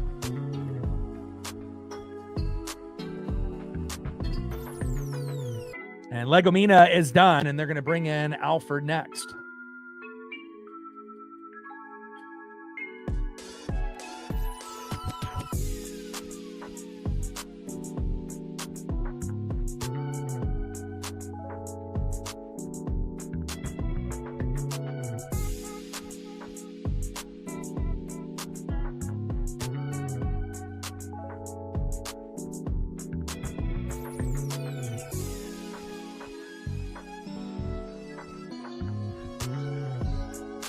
First pitch outside, 1-0 count. Peyton Alford, the lefty, coming in. 1-0 pitch outside. Gets the strike call right on the line with that slider. Peyton Alford on the mound for the Mariners, and the former Cub, Nick Madrigal, in the box. 1-1 pitch. Madrigal pops it up. And Brendan Donovan is there at third. Nice catch by Donnie, and that is out number 3. Let's go to the bottom of the 4th inning and see if we can tie this game up. Let's see who's up next for the Mariners.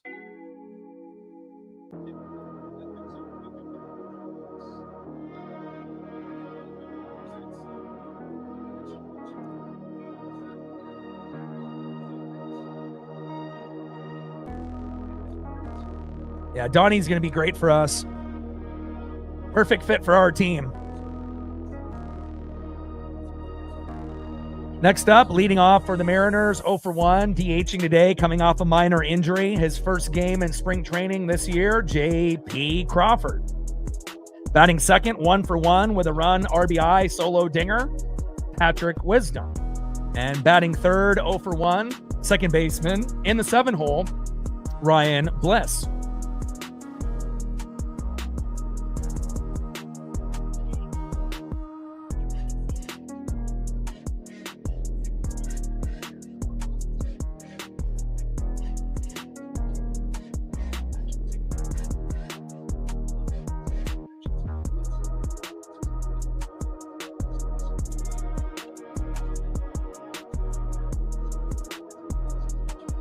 And then tomorrow, we're going to end up doing the Mariners against the San Francisco Giants, and that'll be at 6 o'clock Pacific.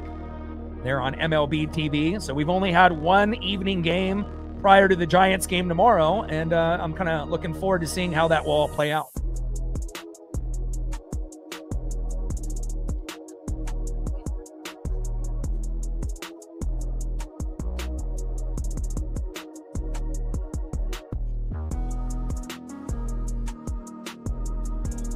Let's go, baby. Sarah, did you watch Elimination Chamber over the weekend? Me and Odin ended up watching it, and I actually was pretty surprised on how good it was. Obviously there was a few things that could have been better, like on any WWE PLE, but I thought it was one of the better ones in the last few months. And obviously that'll be the last one until we get to, obviously, one of the major ones. And again, anytime it ends up being WrestleMania or Royal Rumble or something of that nature, there's something to look forward to. And, I thought it ended up being an overall pretty good show. Suter on the mound here for the Angels. First pitch to J.P. Crawford with a sinker inside, 86 miles an hour, 1-0 count.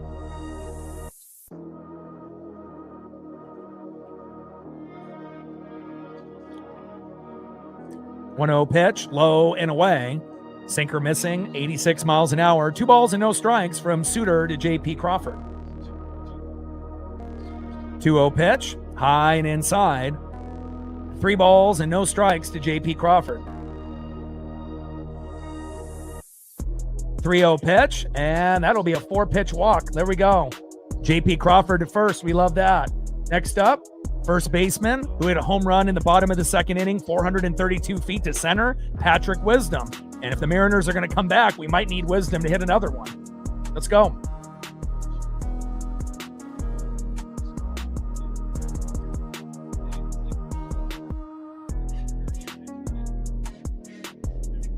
First pitch, takes a strike looking, high and inside, 0-1 count.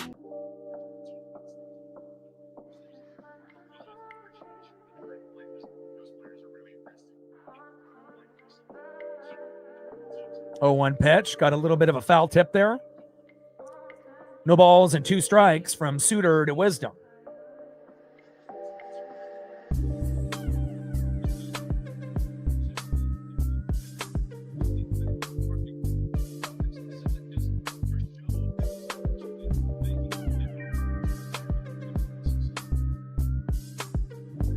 Oh, 2 pitch, crushes it towards that third base line, towards the Mariner dugout, foul.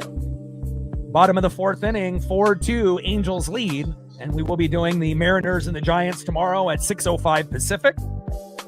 So I imagine the crowd might be a little bit bigger for that one, since more people will be off work or out of school or, not really doing a whole lot at that point in the day.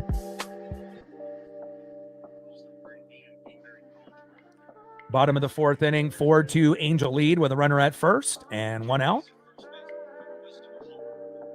Big swing and a miss. Down goes Wisdom. And that is 1 away.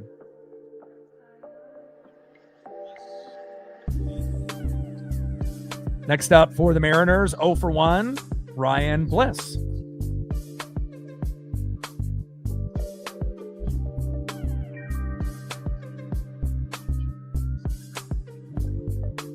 First pitch from Suter to Bliss. Takes a strike looking with the changeup, 77 miles an hour. Good pitch by Suter. 0-1 count. 0-1 pitch. Bliss connects. Deep to center field. It drops. Go, go, go. Go, baby, go. And JP ends up putting on the brakes at third base, which was smart. And a nice double by Ryan Bliss. Let's go.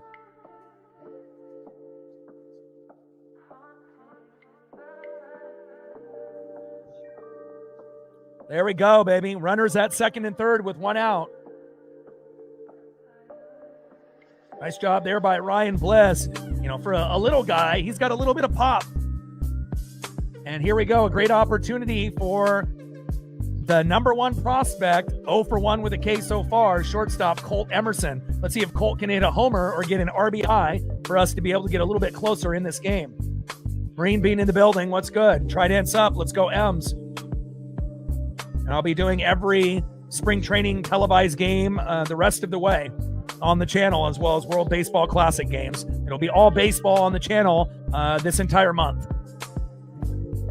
Just don't get enough support doing NBA and NHL or NASCAR, even though, I would do those if, we could get a little bit more support. But we'll do baseball this whole entire month, and it'll be baseball all the way until the fall, until we get to, obviously, the NFL and college football season.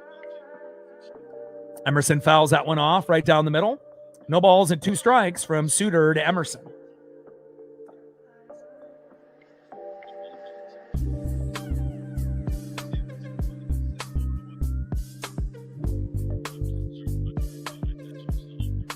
Dodgers game on the 13th.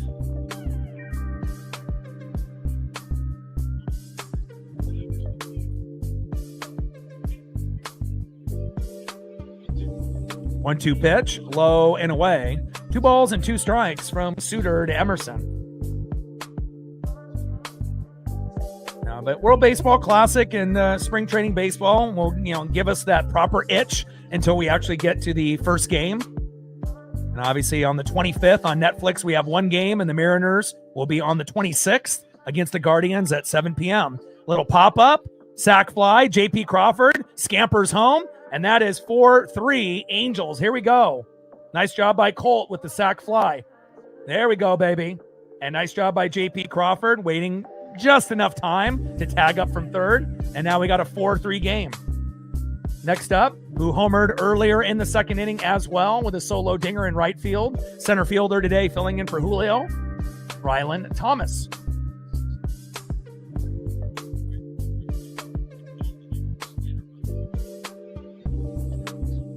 First pitch to Thomas, fouled off towards that third base line, 0-1 count. And again, a lot of the spring training games, once the Mariners get like an early home run, sometimes that's all they get. 1 or 2 runs, and then they kind of go cold the rest of the game. And then the other games, they usually are pretty active within the first, 6-7 innings, and then maybe shut down towards the end. So hopefully that will be the latter here today, and at least we're able to kind of compete. And it's spring training, I get. You don't need to win every game. Obviously, we're not going to more than likely have a winning record, but you just want to see guys develop and how they look on their new teams with Donnie and Ref Snyder, as well as some of the young guys like Colt Emerson. 0-2 pitch.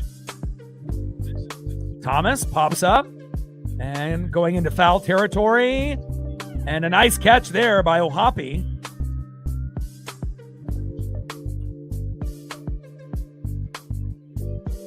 And that is going to be the end of the fourth inning as Thomas fouls out to Ohapi. But at least we end up getting an RBI off that sac fly and cutting into the lead 4-2 to now 4-3. Let's go to the top of the fifth inning and see who's up next for the Angels.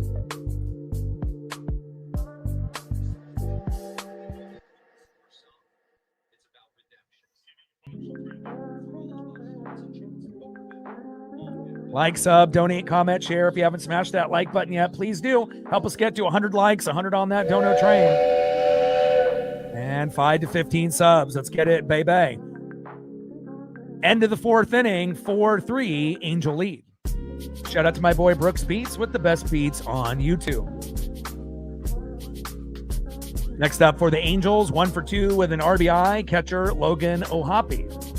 Batting second in the 4-hole, third baseman, 1 for 2, Christian Moore. And batting third in the 5-hole, right fielder, 0 for 2 with 2 Ks, Jose Siri.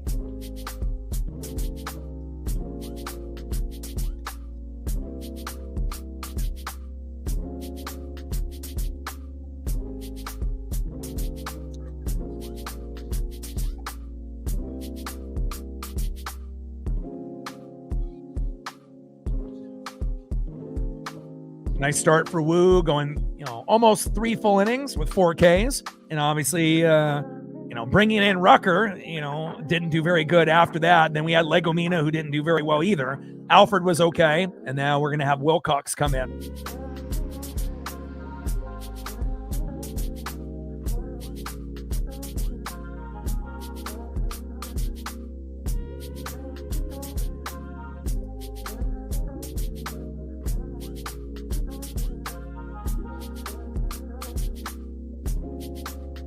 All right, Cole Wilcox warming up.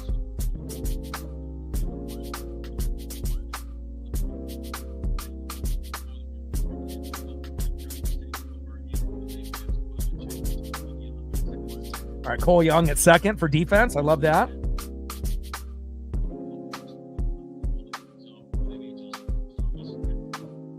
First pitch from Wilcox to Ohapi. High and away with the sinker. 96 miles an hour, 1-0 count. 1-0 pitch from Wilcox. Big swing and a miss by Ohapi. 1 ball and 1 strike to Logan Ohapi. Top of the fifth, 4-3, Angels lead.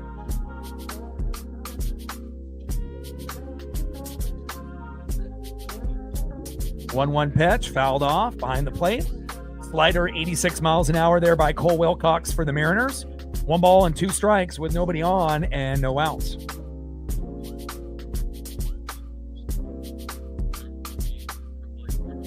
1-2 pitch, big swing and a miss by Ohapi, and that is 1 away.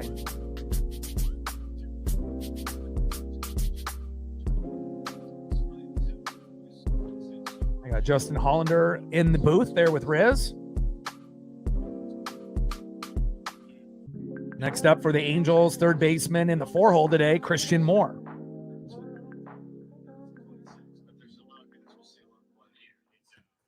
First pitch inside with a slider, taking a strike, looking 0-1 count. Yeah, I've never been to a spring training game either. I imagine it would be fun. A little dribbler. Emerson gobbles that one up. Throw to first. Got him. And that is 2 away. Next up, right fielder in the 5-hole, former New York Met, Jose Siri.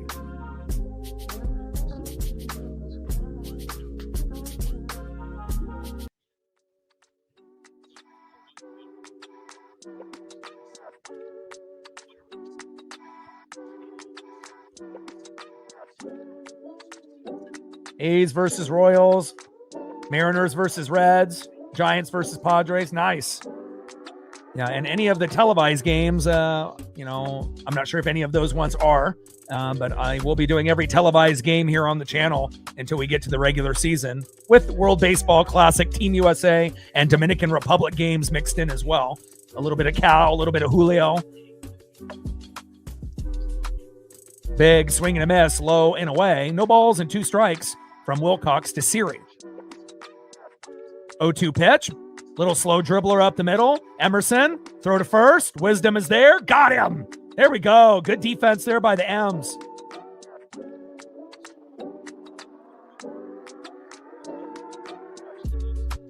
Good defense on back-to-back plays by Colt Emerson. And let's go to the bottom of the 5th inning and see if we can end up tying this game up or taking the lead. Next up, 0 for 2 with a K. Third baseman, going to be our leadoff hitter during the regular season, Brendan Donovan. Let's go, Donnie. Batting second, 0 for 2 with a K. Former Red Sox, Rob Refsnyder. Let's go, Rob. And batting third, 0 for 1 with a walk. Left fielder today, filling in for Randy Arosarena, Luke Raley, who had a home run a few days ago. Let's see if he can get another one here at this at-bat. Bottom of the 5th inning, 4-3, Angels lead.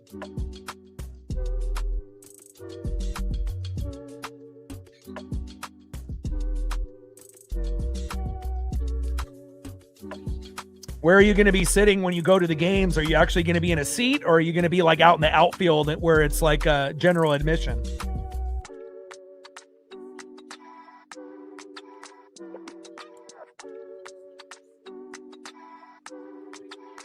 Angels have only gone through 2 pitchers at this point. Mariners are on their 5th, and we'll see how this will turn out here in these last 4 innings. Donovan walking up to the box. Refsnyder on deck. Luke Raley batting third. In seats. That's going to be a fun vacation for you.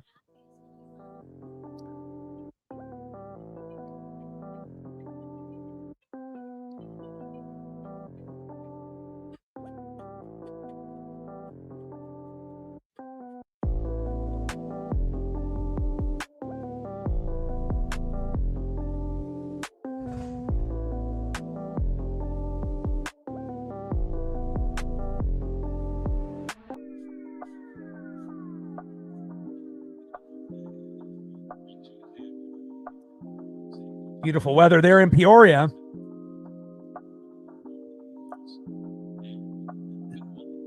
First pitch by Zephyr John almost goes back to the backstop.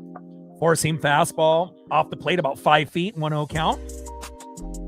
Zephyr John on the mound for the Angels' third pitcher finally. 1-0 pitch. Big swing and a miss there by Brendan Donovan. Missing on that slider by Zephyr John, 85 miles an hour. 1 ball and 1 strike to Donnie, Brendan Donovan. Let's go, Donnie. 1-1 pitch. High and away. Great eye there by Brendan Donovan, which is going to be key for us getting, early walks and also getting on base to be able to have guys like Cal and Julio and Naylor and Randy knock them in. It's going to be a huge upgrade for us from JP Robles or, obviously late in the year with Randy leading off. 2-1 pitch, high and away with the four-seam fastball. 3 balls and 1 strike to Brandon Donovan. 3-1 pitch. Big swing and a miss on that slider, almost in the same spot. 87 miles an hour on pitch number 2 and pitch number 5. About the same location there inside. And let's see if Donnie can end up getting a walk or a base knock here. 3-2 pitch. And great eye takes the walk. And I feel, in 3-2 counts, he's going to be able to get on base a lot higher of a percentage, than guys like J.P. Crawford, Victor Robles, or Randy Arosarena. Nice job there by Brendan Donovan. He's going to be a huge fan favorite moving forward, just like Josh Naylor. Next up, 0 for 2 with a K, coming over from the Red Sox, Rob Refsnyder. Not as good of a hitter against righties compared to lefties, but still could be a decent role player for us. First pitch, low and away, 1-0 count. Slider missing by a few inches there. 86 miles an hour by Zephyrjohn.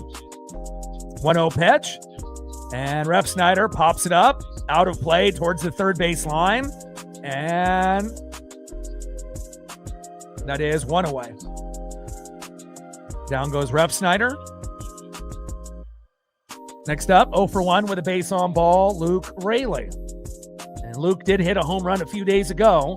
Obviously, the rest of the offense kind of stalled after that. But again, this is a good opportunity for Luke Raley to get his timing back. And obviously, a few years ago, he had it. Last year, not so much. And hopefully, Luke will be able to get his timing down because we could really use that pop in the bat no matter where he is in the lineup. Runner goes. And safe at second. There we go. Nice stolen bag by Brendan Donovan. And obviously took a strike looking on that first pitch there by Luke Raley. But we get the stolen bag, so we're obviously runner in scoring position is great. And honestly, I think the Mariners are going to be a top 3 team in the American League again. You have to assume the Blue Jays, the Mariners, Yankees, have a good shot to be those 3 teams. Wild pitch, and Donovan scampers into third. Here we go. We'll take advantage of a wild pitch by Zephyrjohn, and let's see if we can get Brandon Donovan to get knocked in here. Come on, Luke. And this team could be, better than last year's team. Obviously, I feel that we have the pieces, but again, we still have a few open spots that we have to kind of figure out, And Raley fouls that one off, and we will be buyers at the deadline. We'll have to get another big bat like Gino at the deadline again, I assume.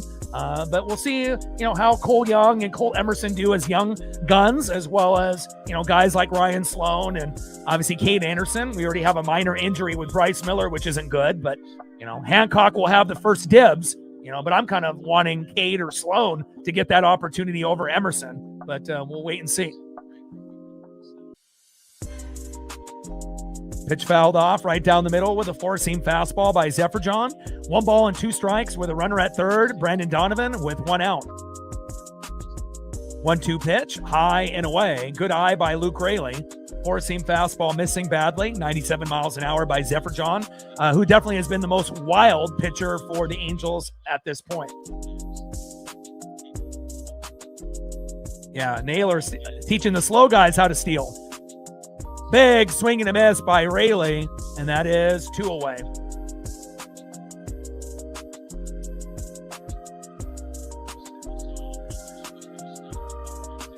And Brian O'Keefe getting a chance. We haven't seen him in a minute.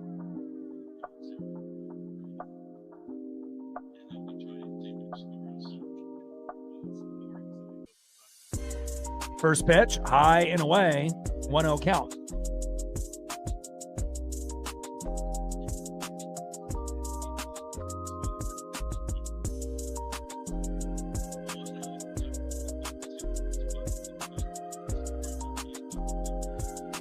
One-0 pitch, low and away. 2 balls and no strikes to Brian O'Keefe.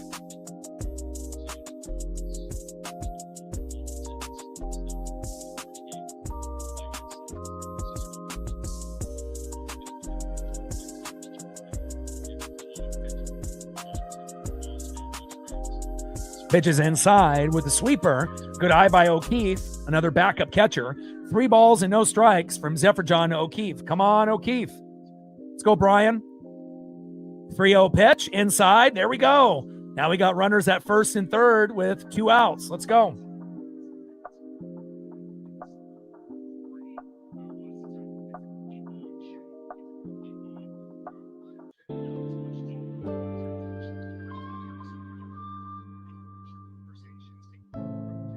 Reitz coming in, and we'll see if he can end up making a name for himself here.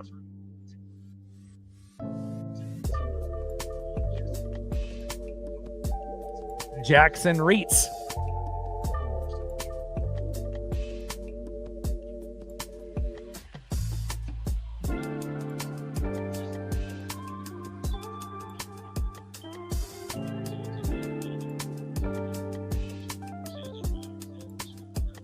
All right, come on, Jackson. Come on, Reitz. Just a little base knock to get Donnie to come home to tie the game up 4-4, just to keep it interesting here in spring training. Bottom of the fifth inning, 4-3 Angels lead. Runners on the corners, first and third with 2 outs. Zephyr John is wild as hell. Worst pitcher they've had so far today, even worse than some of the guys that maybe we even had up earlier in the game, but we got to make him pay. First pitch, high and inside with a sweeper. Missing, 1-0 count. And Reitz gets hit by the pitch, and we got bases loaded for Patrick Wisdom. Here we go. Looks like Reitz is okay after that pitch went inside and hit him right on the top of the shoulder. All right, here we go. Bases loaded for Patrick Wisdom, who ended up hitting a solo dinger in the second. Come on, Pat. Grand salami would be great, but I'll take an RBI single. Hell, I'll take a walk for us to get the freebie in from third for Donnie. First pitch, low and away, 1-0 count. Zephyr John can't hit the strike zone if his life counted on it. Bottom of the fifth inning, 4-3, Angels lead, bases loaded for the Mariners, and Patrick Wisdom in the box, and that's who you want, based on his home run earlier today. 1-0 pitch, low and away. Here we go. 2 balls and no strikes from Zephyr John to Wisdom. If Wisdom doesn't swing, could be 4-4 here in a minute.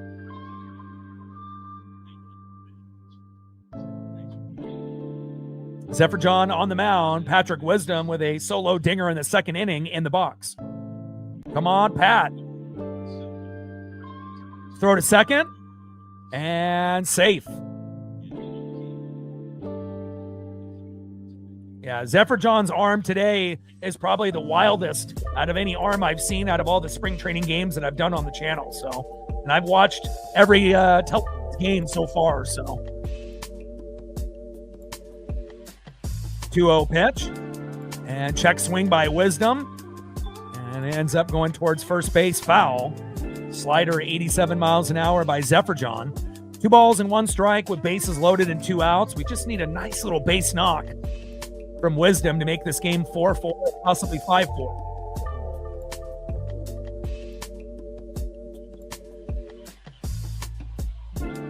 Two-0 pitch.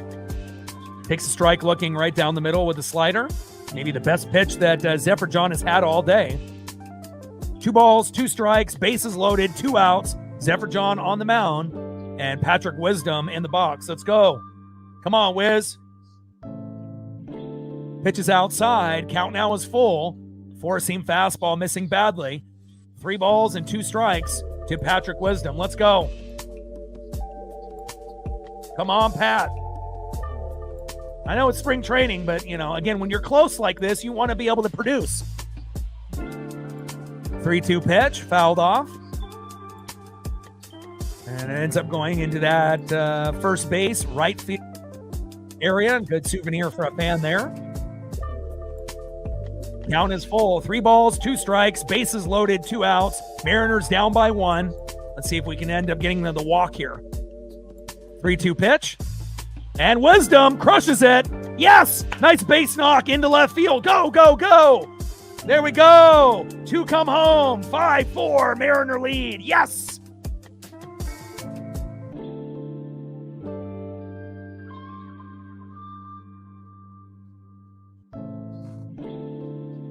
Let's go. Wisdom with the patience in the box. Already has a home run earlier today, and now a big 2-run RBI single by Patrick Wisdom. Let's go. Next up, another young gun, Cole Young. Let's go, Cole. Let's see if we can get a nice little rally here.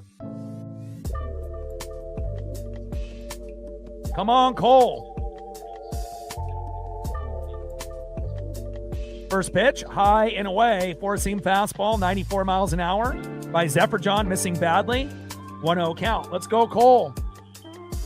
It's a cold world, baby. Let's go. 1-0 pitch. Young, slow dribbler up the middle. Throw to first. And that is out number 3. But not after Patrick Wisdom with a big 2-run RBI single. And the Mariners end up taking the lead 5-4. Let's go. Would have liked to see Young work the count a little bit more there, but again, we can't be upset. Wisdom ended up coming up big. Could have taken the walk, but ended up slapping it into left field and not only bringing 1 runner home, but 2. That was beautiful. Donovan scoring from third, and O'Keefe, backup catcher, scoring from second. Let's see who's up next here in the top of the 6th for the Angels.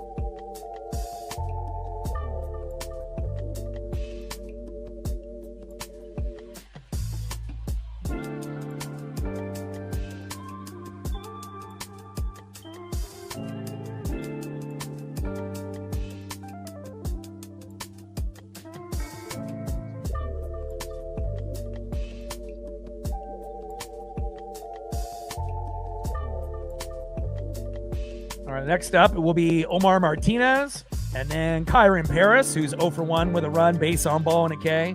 And then batting third, 1 for 1 with 2 runs, 2 RBIs, a base on ball, and obviously a big homer.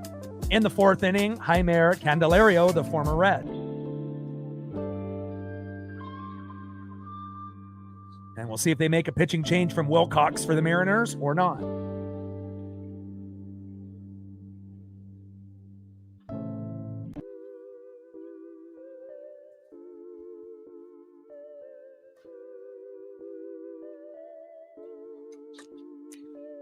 Like, sub, donate, comment, share. If you haven't smashed that like button yet, please do. Help us get to 100 likes, 100 on that dono train.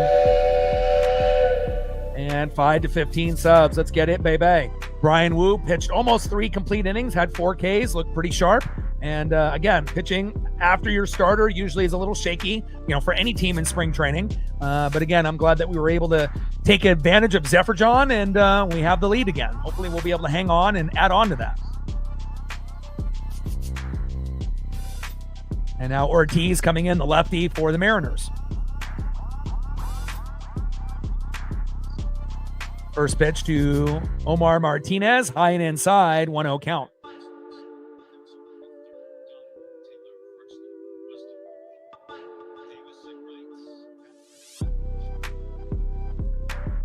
Pitch, takes a strike looking with a slider right down the middle, 85 miles an hour by Ortiz for the Mariners. 1 ball and 1 strike to Omar Martinez, which originally they said it was Brian Martinez, but I guess they had more than one Martinez there, and they decided to make that quick switch late. 1-1 pitch, low and away. 2 balls and 1 strike to Omar Martinez.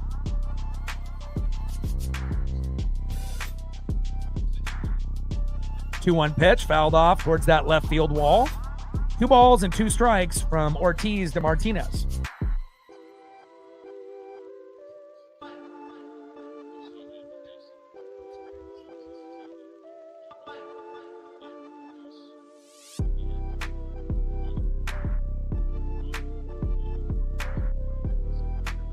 Two pitch, high and inside with the slider, 85 miles an hour, missing by an inch.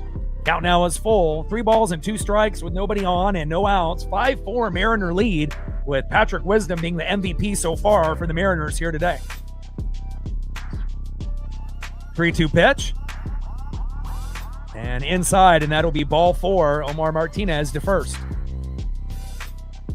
Next up for the Angels, shortstop Kyron Paris. Hopefully we'll get a slow dribbler up the middle for a double play. Mariners haven't had too many double plays in spring training, but maybe we'll get one here.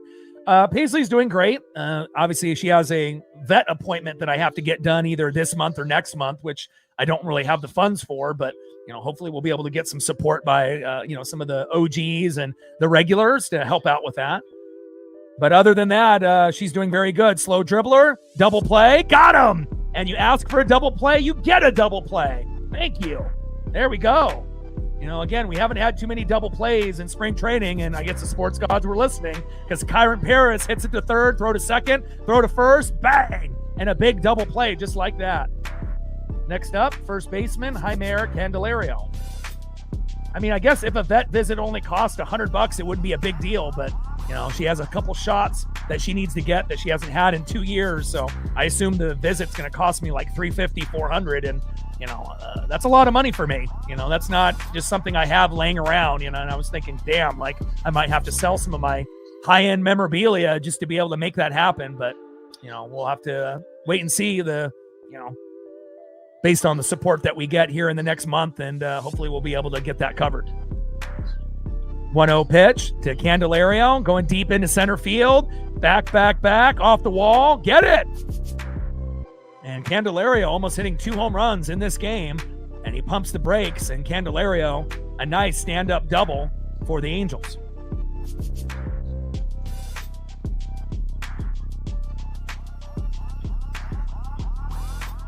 Next up, center fielder in the 9-hole, 1 for 2 with a run and a K, Bryce Teodosio.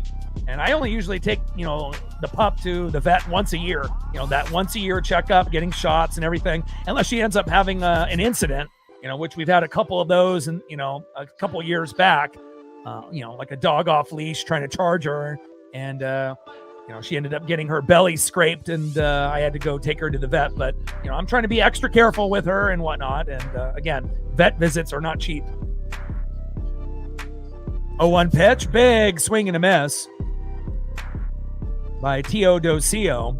No balls and 2 strikes from Ortiz to Teodosio.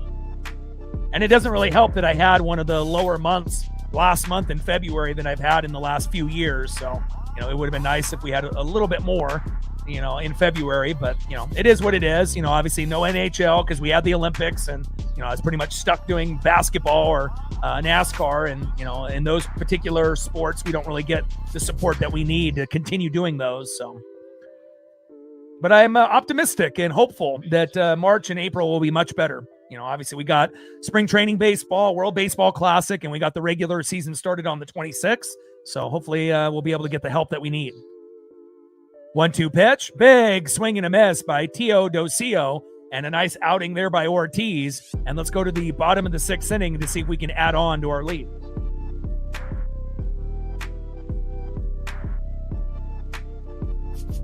Let's see who's up next here in the bottom of the 6th for the Mariners. Next up for the Mariners, 0 for 1 with an RBI and a K, shortstop Colt Emerson. Batting second, 1 for 2 with a run and an RBI, had a solo dinger in the 2nd inning with Patrick Wisdom, Rylan Thomas. And then filling in for Brandon Donovan will be Wilson. Let's see if we can figure out who this is. I have an idea on who I think it is.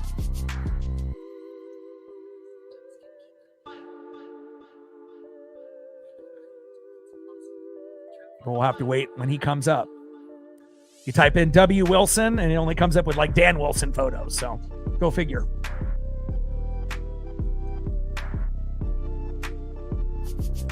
And it's not Marcus Wilson.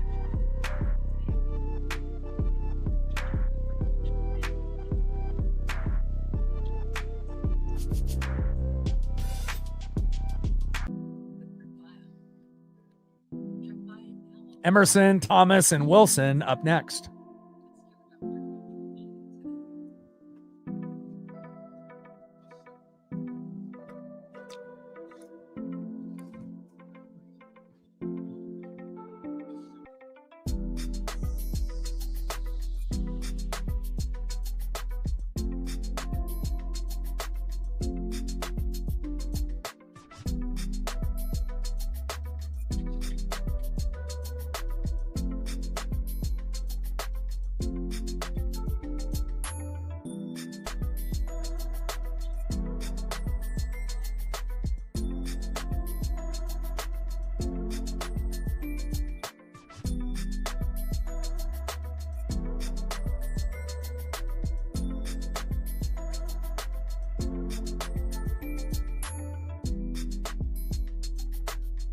Yeah, I mean, you know, it just depends on, you know, kind of the feel of the game, you know, and if you're, you know, in tune with baseball, there's certain, you know, opportunities that could come arise. A little slow dribbler by Emerson, and he's grounded out at first, 1 away. But I imagine there'll be quite a few ESP moments that we'll have on the channel, you know, 2, 3, 4, 5 a game. mean, considering the Mariners are, my favorite sports team. So, I mean, there's not going to be a lot of, Mariner fans that are going to be doing spring training games, so obviously it shows the dedication. And Sauce on the Angels on the mound going against his former team, the Mariners. Glad he's not on our team anymore, and I wish him the best of luck. 1-0 pitch, takes a strike looking in the corner. 1 ball and 1 strike to Ryland Thomas. Taylor Saucedo, the former Mariner on the mound, who is very wild, obviously in his brief tenure with Seattle. Pitch fouled off there by Ryland Thomas. 1 ball and 2 strikes from Saucedo. Sauce going against Ryland Thomas. 1-2 pitch, fouled off behind the plate. 1 ball and 2 strikes to Ryland Thomas. Come on, Ryland. And we've seen Ryland make some pretty big defensive plays in center field, filling in for Julio in the last few games. But, this was really the first day we've seen him have some power in the bat, and hitting that home run into right field was spectacular. 1-2 pitch, low and away with a slider. 2 balls and 2 strikes to Ryland Thomas. 2-2 pitch, and a nice base knock by Ryland Thomas. Take that, Sauce. There we go. Nice job, Ryland. And Sauce's struggles continue even on a new team. Nice single there by Ryland Thomas, pulling that baseball. And now we got Will Wilson up next.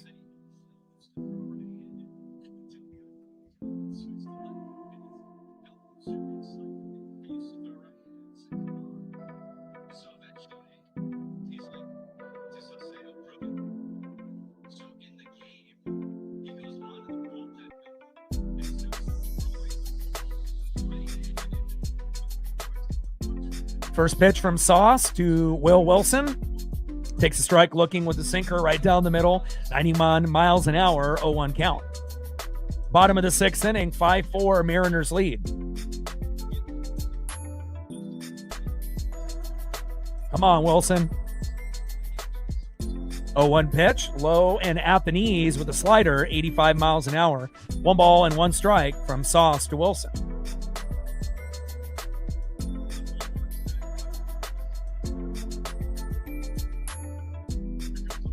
1-1 pitch from Saucedo.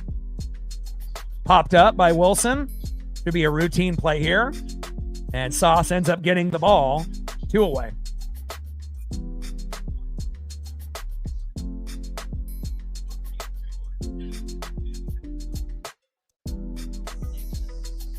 And Davis is going to be coming in for Ref Snyder here.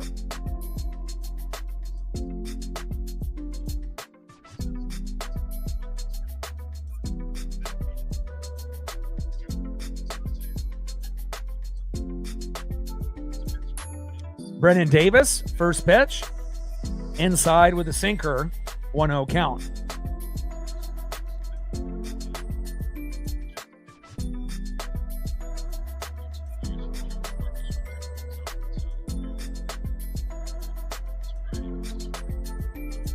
Pitch to Brennan Davis, takes a strike looking high and inside. 1 ball and 1 strike with a runner at first and 2 outs. 5-4 Mariner lead. Former Mariner Taylor Saucedo on the mound, and Brennan Davis in the box. Fouls that one off inside. 1 ball and 2 strikes to Brennan Davis.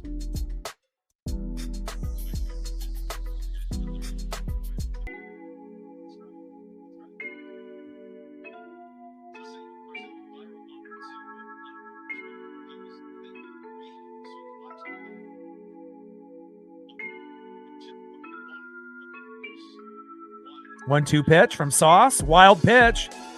Gets away from Ohapi.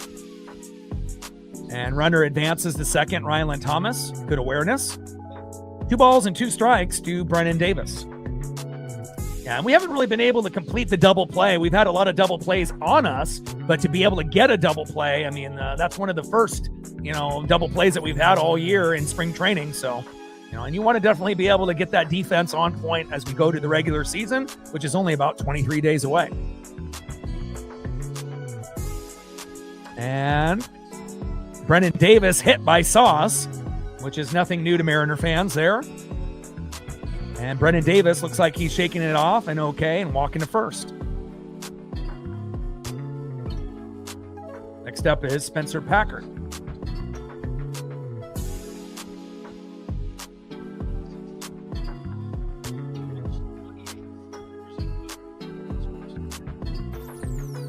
Cal Raleigh, 60 home run bobblehead night. Pretty sweet. I won't be able to go to that game against the Guardians, but definitely would love to add something like that to the collection, at least one bobblehead. We'll be getting a bucket hat when I go to the 4th of July game, since they've been giving away hats every 4th of July, and this will be my 3rd hat in a row. First bucket hat that I've owned for the Mariners, and we'll see what kind of design they come up with. Hopefully it ends up, being somewhat okay looking, but you never know. I do know that Coca-Cola is sponsoring it, but hopefully the Coca-Cola logo isn't too big on it, and it's on the side and it's kind of small, or behind it on the back, but we'll see. Little soft ground ball. Oh, he fumbled the bag. Yes. Good play there. And good base running there by the Mariners. And the runner comes home after that debacle. And now it's 6-4 Mariners. Let's go. Nice job there by Packard. Harris out of position. And we'll take that. Packard reached on an infield single to the shortstop. Thomas scored. Davis to third. Next up is the backup to the backup to the backup to the backup catcher, Brian O'Keefe. First pitch, slow dribbler up the middle. Force out at second. And that is the end of the inning. Let's go.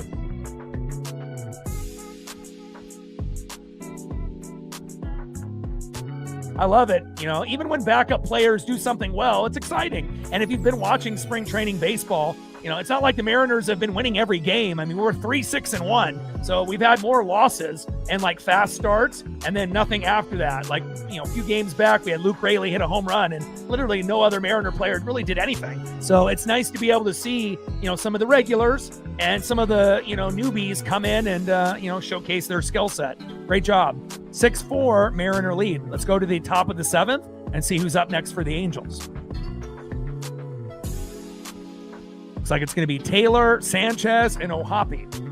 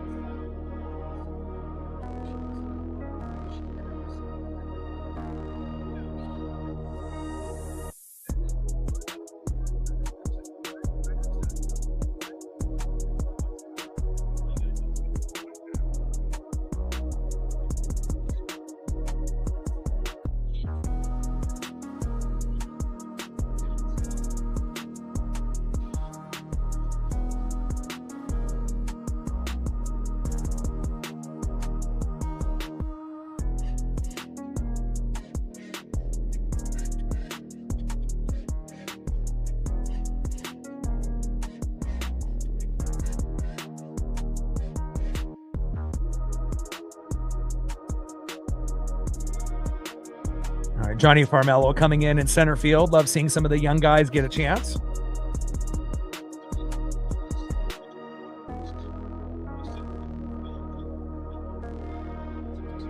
All right, Gonzalez coming in for the Mariners for Ortiz.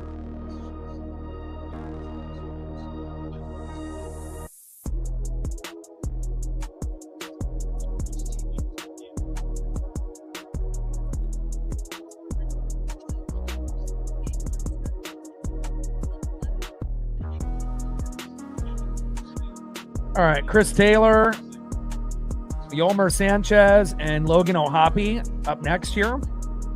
First pitch. And popped up into right field there by Taylor.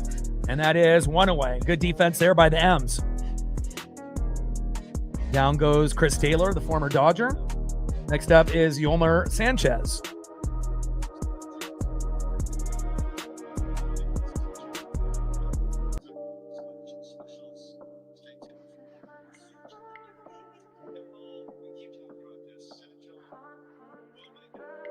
First pitch from Gonzalez to Sanchez. Low and away, 1-0 count. Top of the 7th inning, 6-4, Mariner lead.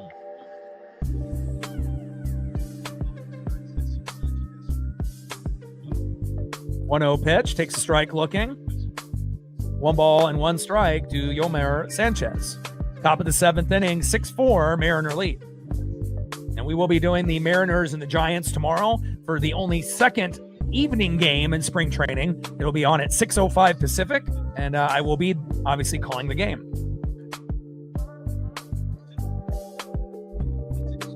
Takes a strike there. 1 ball and 2 strikes to Yolmer Sanchez. Come on, Gonzalez.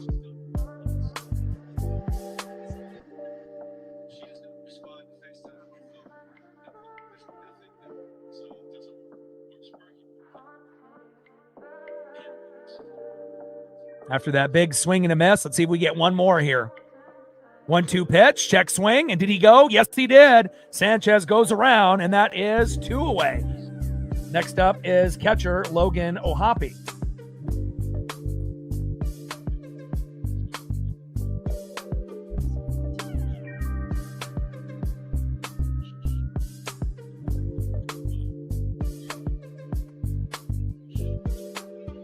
Yeah, but they only have so many challenges, so it's not like they're going to have a billion of them. It's only a couple. So, it's going to help, make sure it's keeping some of those umps honest.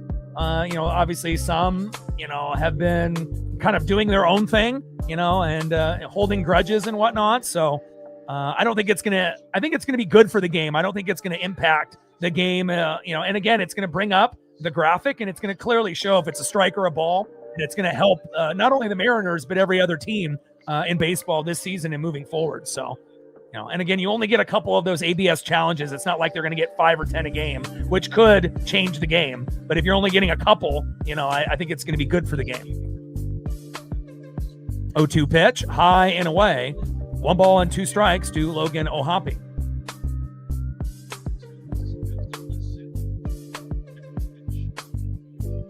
One-two pitch. Low and away. 2 balls and 2 strikes to Logan Ohapi. And honestly, we don't really get the benefit of the doubt a lot of times from a lot of the umps. If anything, we get screwed more than actually getting the good strikeout call or the good pitch or the borderline pitch. Typically we don't get those. Usually the other team does. And down he goes, and that is out number 3. Let's go to the bottom of the 7th inning and see who's up next here for the Mariners. Looks like it's going to be Reitz, Taylor, and Young.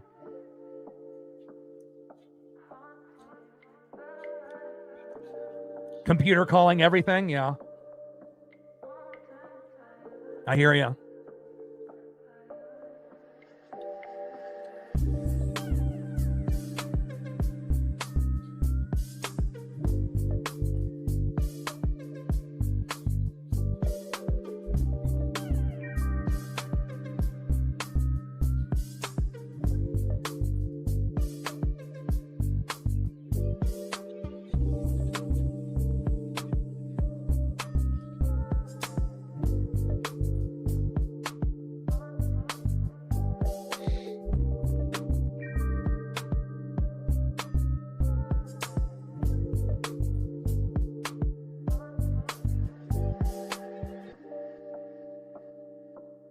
All right, Jackson Reitz, Carson Taylor, and Cole Young up next.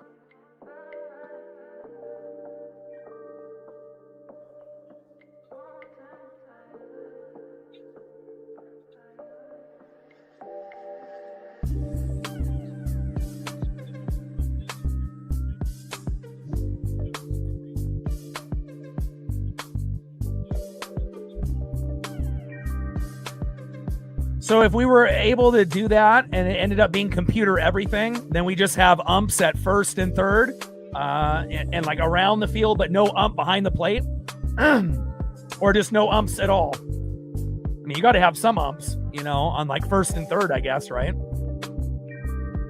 At the bare minimum, but you could eliminate the ump behind the plate.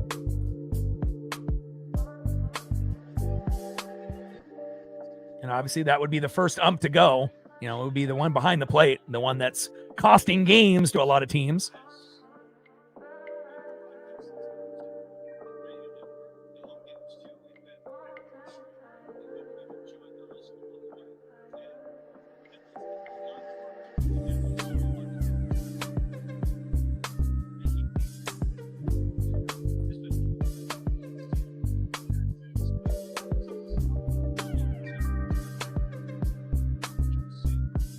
Looks like Sauce's day is done.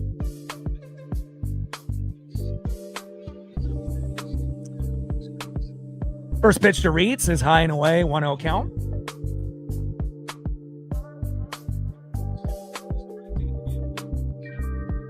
Yanoa coming in for Sauce. 1-0 pitch. Big swing and a miss by Reitz. 1 ball, 1 strike from Yanoa to Reitz.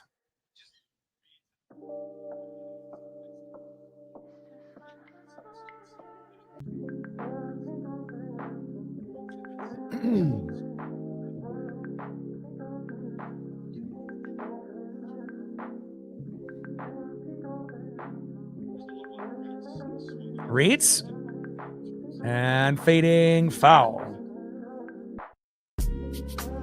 Oh, does it end up saying fair? Cameraman had a horrible look there. I figured it went foul. It looks like the ball ended up saying fair. Cameraman needs an adjustment. A nice job there by Reitz. I mean, they started panning into right field, so I figured it went foul, but it ended up going in fair play for a base knock. And not only that, a double for Reitz. Nice job.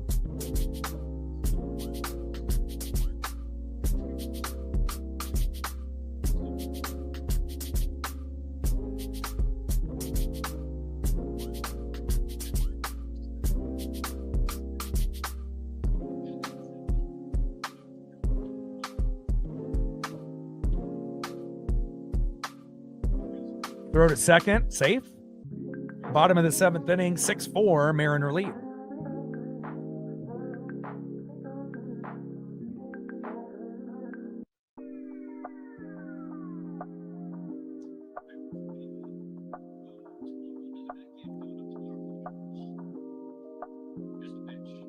First pitch to Taylor, takes a strike right down the middle, 0-1 count.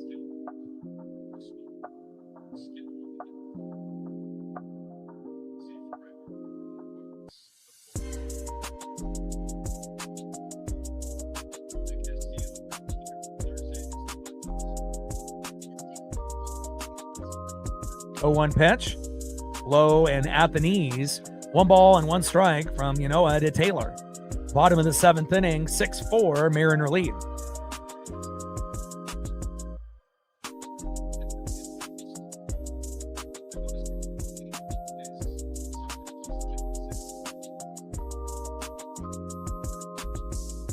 One pitch. Inside, doesn't get the call. 2 balls and 1 strike from Yanoa to Taylor.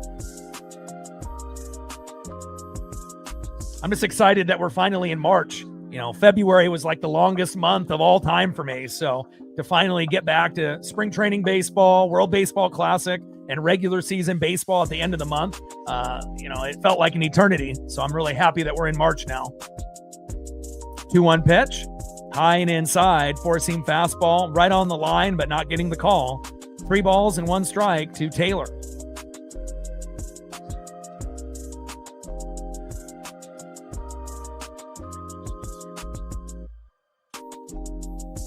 Three-one pitch.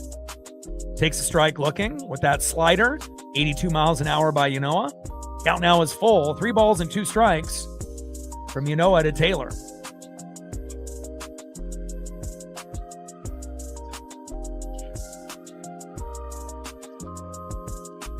Come on, Taylor. 3-2 pitch. Taylor crushes it towards that first base line. Foul. Count still full. 3 balls, 2 strikes. Runner at second with no outs. Mariners up 6-4 in the bottom of the 7th inning. And if we can get on a little bit of a win streak, we might actually be able to hit 500 before spring training ends. But I mean, wins don't really necessarily matter in spring training, but you want your players to play well. 3-2 pitch. And popped up, out of play. Slider 83 miles an hour there by Yanoa. Count still full. 3 balls, 2 strikes. Runner at second with no out. 6-4, Mariner lead.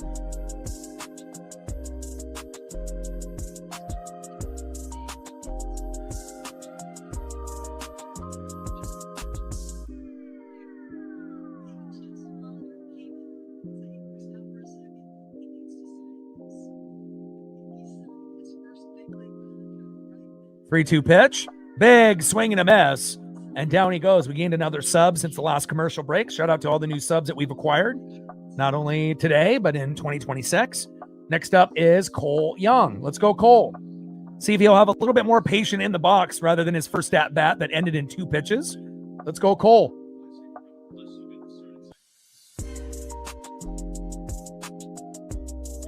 First pitch to Young. In play. And is going to line out and left, and that is 1 away. I guess working the count isn't in the cards for Cole Young in his first 2 at-bats.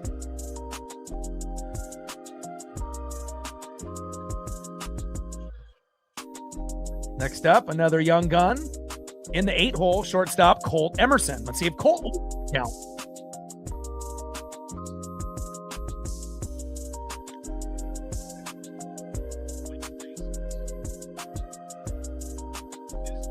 First pitch from Yanoa to Emerson. Emerson pops it up. And an easy routine play for the Angels infield, and that is out number 3. End of the 7th inning, Mariners up 6-4.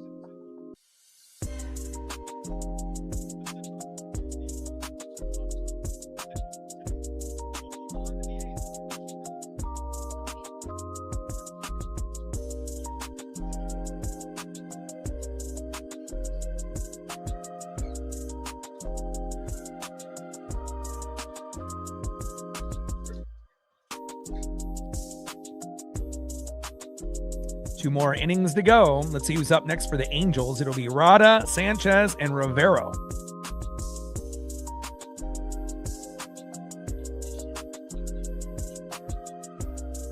And I don't know if they're going to continue with Gonzalez or not, but we will find out here momentarily. Like, sub, donate, comment, share. If you haven't smashed that like button yet, please do. Help us get to 100 likes, 100 on that dono train. And 5 to 15 subs. Let's get it, baby.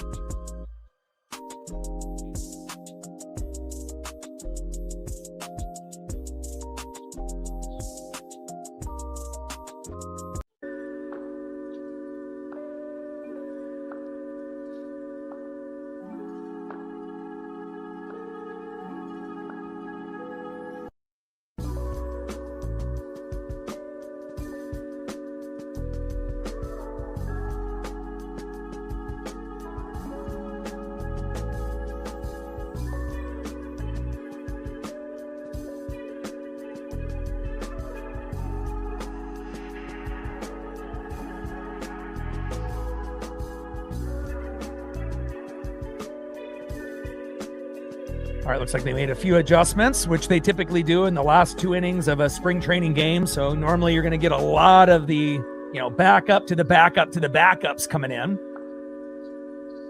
It looks like Walton will get an opportunity here for the Angels in the box.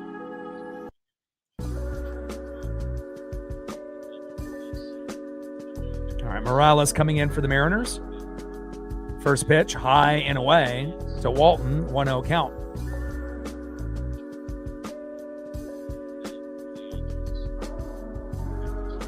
1-0 pitch from Morales. Takes a strike looking in the corner. Four-seam fastball, 91 miles an hour.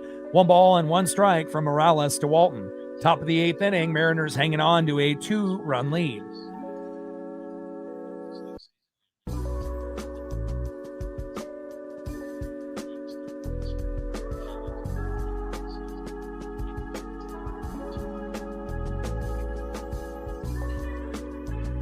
One pitch.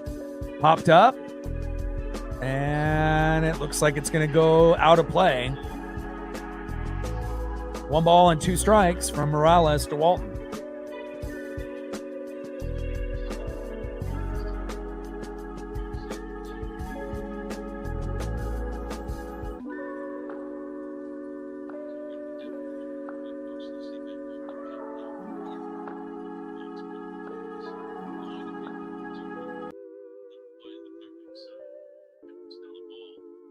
1-2 pitch, fouled off right down the middle with that slider by Morales. Top of the 8th inning, 6-4, Mariner lead.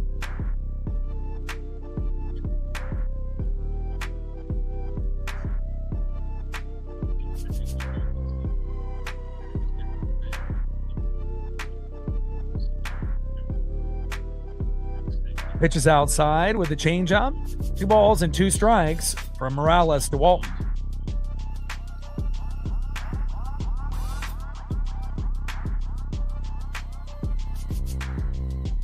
Two pitch.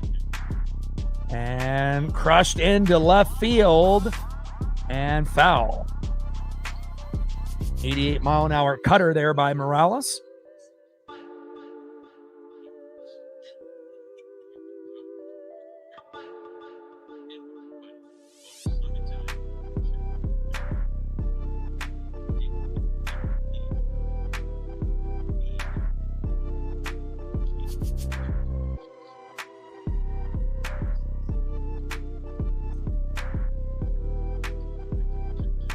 Two pitch.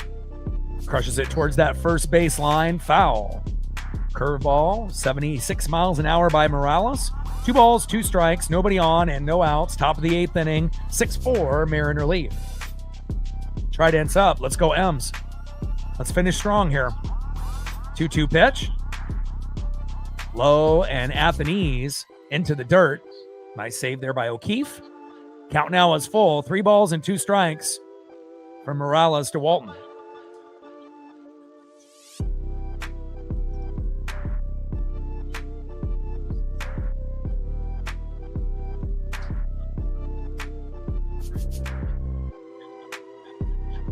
Little slow dribbler up the middle. Throw to first. Got him. Good defense there by the M's. Nice job by Rodden. Next up is Meckler for the Angels with 1 away.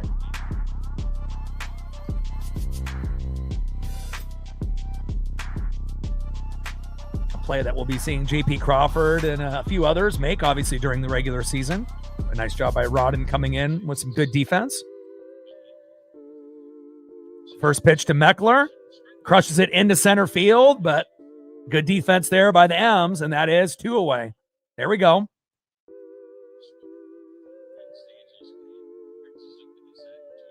Meckler lined out to center on the first pitch at his at-bat.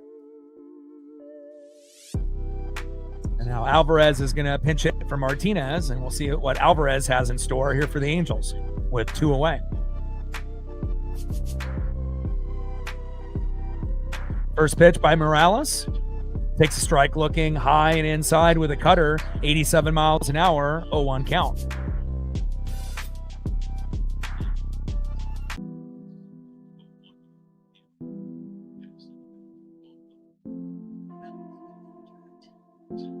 Oh, 0-1 pitch. Low and at the knees with the curveball. Morales missing there. 76 miles an hour with that curve. 1 ball and 1 strike with nobody on and 2 outs. Top of the 8th inning, 6-4 Mariner lead. 1-1 pitch. High and inside to Alvarez. 2 balls and 1 strike. From Morales to Alvarez.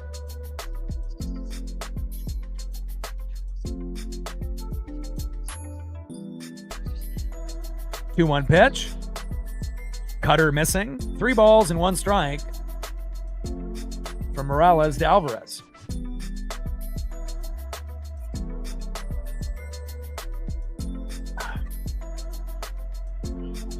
3-1 pitch inside, and Alvarez with the walk.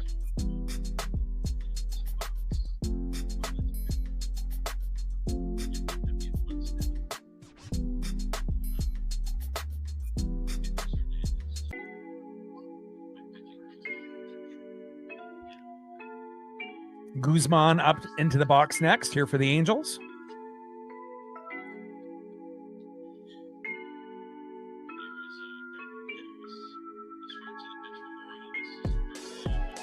First pitch, low and away, 1-0 count. All right, O'Keefe having a little mound visit here with Morales.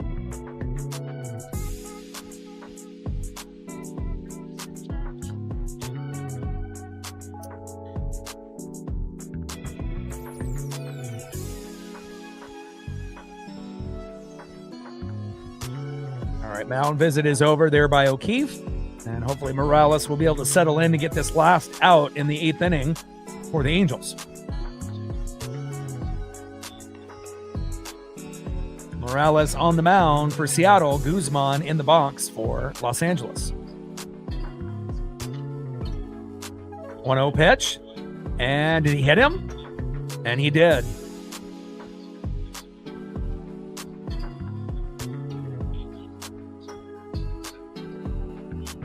Runners at first and second now by the Angels. Come on, Seattle. Guzman hit by the pitch there. And Alvarez to second. Cavadas up next here for Los Angeles. Come on, Seattle. Finish strong. Don't let them come back and win this game.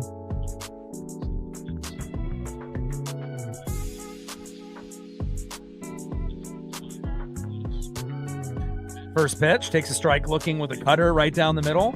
88 miles an hour, 0-1 count.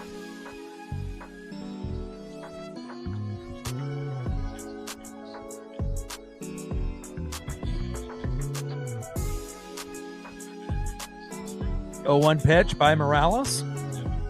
Big swing and a miss by Cavadas. No balls and 2 strikes. With runners at first and second and 2 outs, Mariners hanging on to a 2-run lead here in the top of the 8th. And hopefully we can get one more punch out to be able to get out of this inning.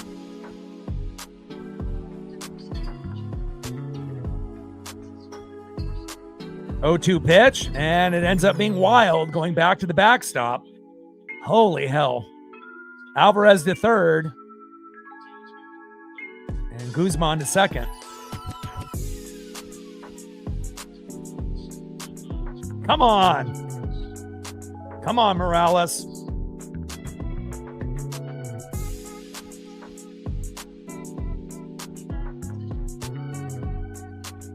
One-two pitch. Low and away into the dirt, and I stop by O'Keefe.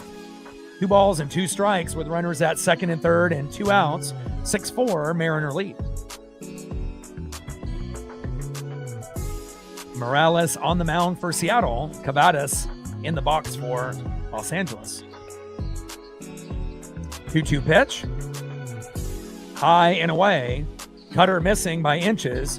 Count now is full. 3 balls and 2 strikes for Morales to Cavadas.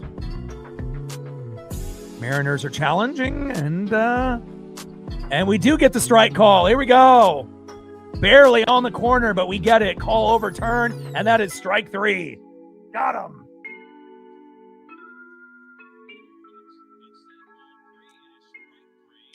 Yeah, I'm doing every spring training game for the Mariners, so a lot of the games are going to be on at like noon Pacific.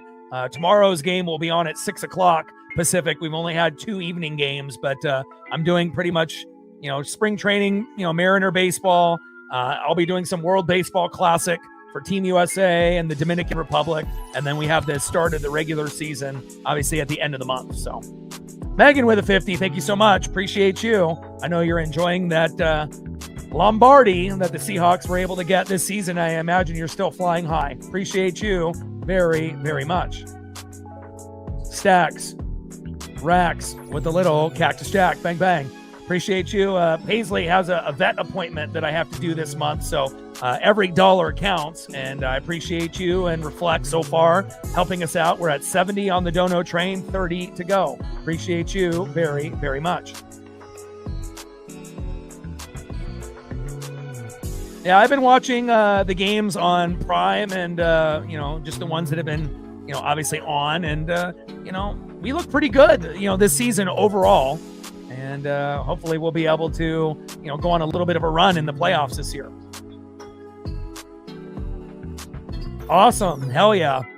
It's always cool when you end up having your favorite team winning a championship, and then you can get some memorabilia, based off of that, whether it's something custom, like a 3D print, of a little display, whether it be a championship t-shirt or hat or anything of that nature. So I'm glad that you're enjoying the run, and I appreciate your generosity as well as Reflects. Let's go to the bottom of the 8th inning. Mariners up by 2. And next up will be Johnny Farmello.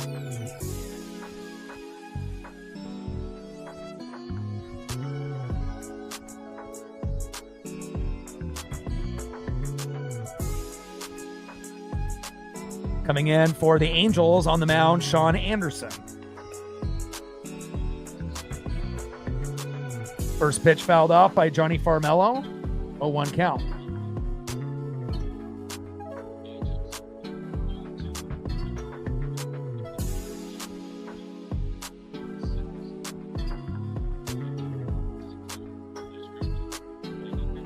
One pitch, high and away with the changeup. 1 ball and 1 strike from Anderson to Johnny Farmello.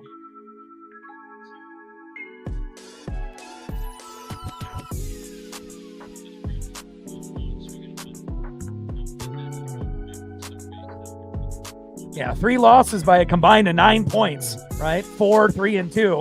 And it's crazy. Tampa was the only team other than the Niners or the Rams within the division to beat you guys. And again, you guys were the best team really since week 11 after that loss to the Rams by 2. And, no one was really on your guys' level. And again, if you end up having high rankings, on the defense and improve the offensive line, that's the type of things that can happen.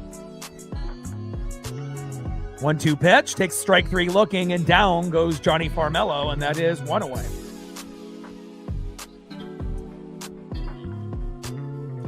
Yeah, well, no one anticipated how good they would be at the beginning of the year, but again, sometimes you end up being a year or two early. But again, getting the right draft picks, getting the right free agents, improving the offensive line instead of being bottom 3, being in the middle of the pack, and that was definitely good enough. But really, the defense was really the main story.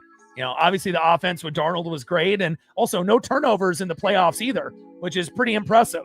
To be able to have an immaculate run like that without turning the football over and having a top defense, and obviously offensive line played fantastic as well. Takes a strike looking down the middle. 1 ball and 1 strike from Anderson to Will Wilson. Well, Tampa looked like a contender in the first month, when they were playing pretty good ball, but they were having to come back in the fourth quarter in every game in the first month. But after the first month, they were fucking terrible. Defense was absolutely trash. And, I can't wait until they fire Bowles and we get Mike Tomlin as head coach next year. Well, at least I hope. Pitch fouled off by Wilson. Right down the middle, 1 ball and 2 strikes. 1-2 pitch. Big swing and a miss, and down goes Will Wilson, and that is 2 away.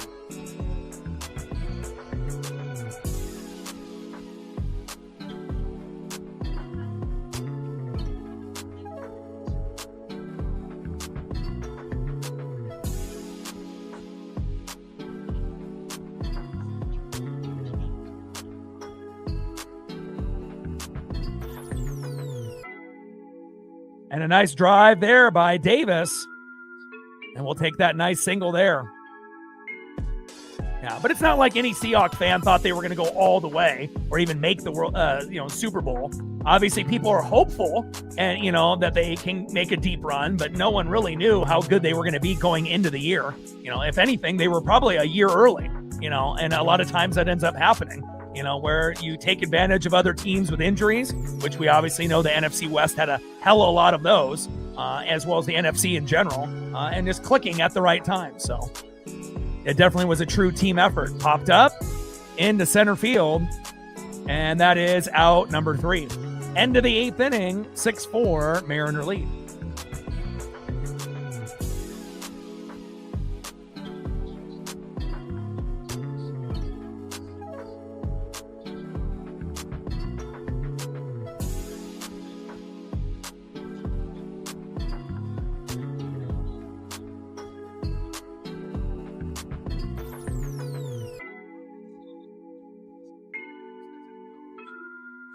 And next up here for the Angels on their last-ditch effort will be Rodriguez, Rada, and Sanchez.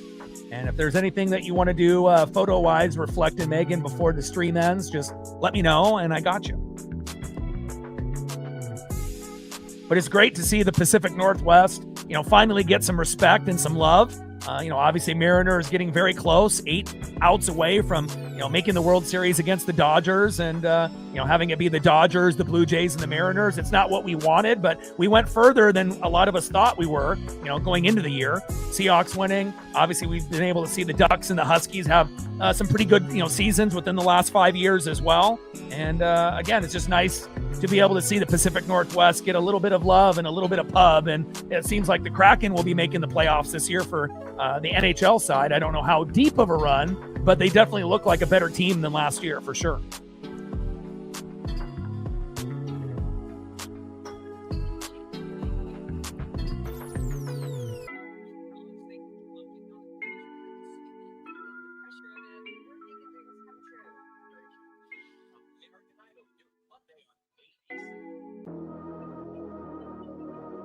But I appreciate the two of you with the support. I got a, $300 to $400 vet bill for Paisley this month, or maybe the longest I could stretch it out is, first week of April. So everything that we can get, to gonna go towards that will be very helpful, to say the least.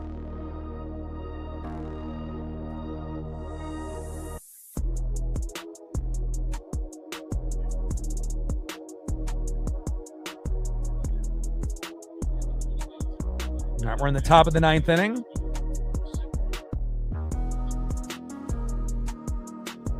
Morales is still out there. First pitch to Rodriguez, big swing and a miss, 0-1 count. Top of the 9th inning, 6-4, Mariner lead. Morales on the mound, Rodriguez in the box. And in between the gap into the outfield, and a nice double there by Rodriguez.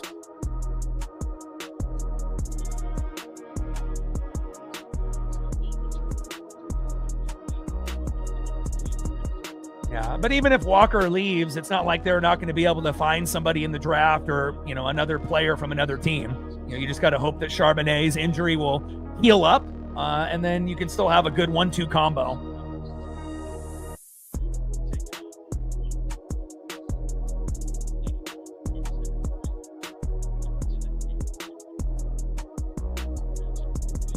Pitches low and at the knees to Rada, 1-0 count. I feel like Jason Myers deserved a little bit more kudos too, with all the field goals in the first 3 quarters, being the leading scorer in the NFL. Could have gotten the MVP, even though they don't give it to kickers. But if you are being honest, he was the most deserving, besides Kenneth Walker III, with what he did kind of at the beginning of the game and a little bit late. But, shows you how important a kicker is, especially in clutch situations. But at the end of the day, a Super Bowl is a Super Bowl.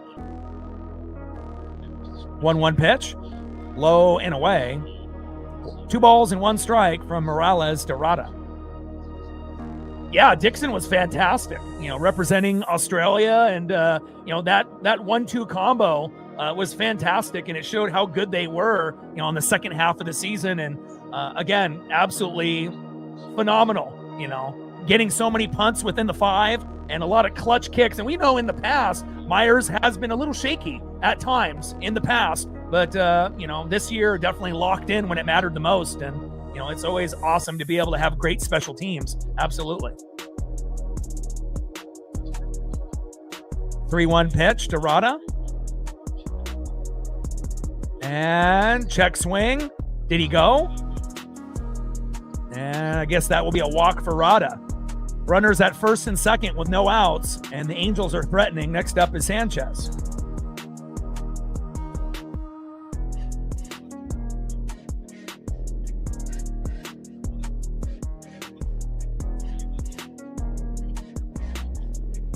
And that is the last pitch for Morales, because they don't want this game to end with an Angels comeback, but I don't know who they have left that's going to come in to hold it down, but hopefully we'll be able to do that.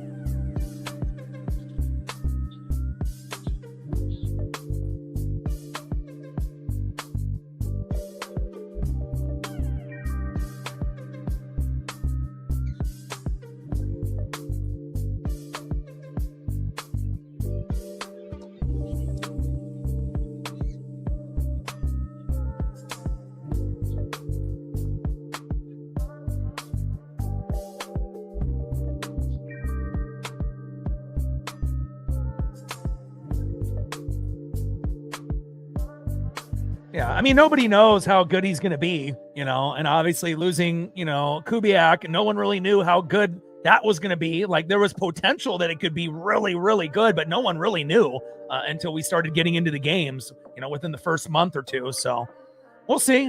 You know, you never know. It really is going to be, you know, a transition, so to speak, but you assume that Seattle still will be a pretty good team. May not be Super Bowl worthy, you know, obviously after winning a Super Bowl, but you never know. We'll see what happens in the draft and free agency and, you know, see how things line up once we get into the, you know, preseason and the, you know, first week of the regular season. Easterly on the mound, Sanchez in the box. 0-1 pitch inside, 1 ball and 1 strike. From Easterly to Sanchez. Top of the 9th inning, Mariners hanging on to a 2-run lead, but they have runners at first and second with no outs. Come on, baby. 1-1 pitch there to Sanchez. Low and away. 2 balls and 1 strike from Easterly to Sanchez.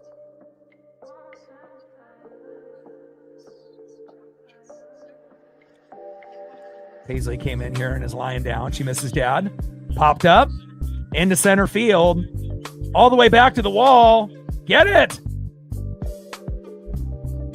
And runner is scoring. And second runner comes in, and just like that, 6-6 tie. Unbelievable. And obviously, if the Mariners don't end up scoring anything in the bottom of the 9th, obviously it'll be a tie. We already have one of those this season, but unfortunate opportunity kind of missed there by the Mariners. But again, once you get this deep in the game, you obviously get, you know, individuals that are so down in the depth chart that you don't really have a whole lot of confidence on them getting it done. So next up is Rivero here for the Angels. And a bunt attempt. Nobody there at first. And a nice flip late. Wow, good effort there by Cole Young trying to cover first base. And finally, we at least get an out. Great footwork there by Cole Young.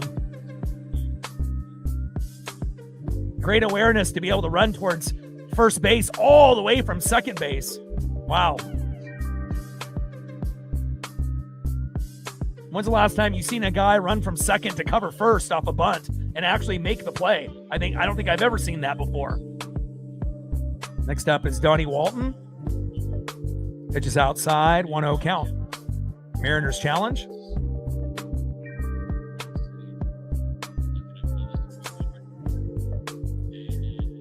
Oh, looks like it is a strike. Good. ABS, we're 2 for 2 today. Call overturned.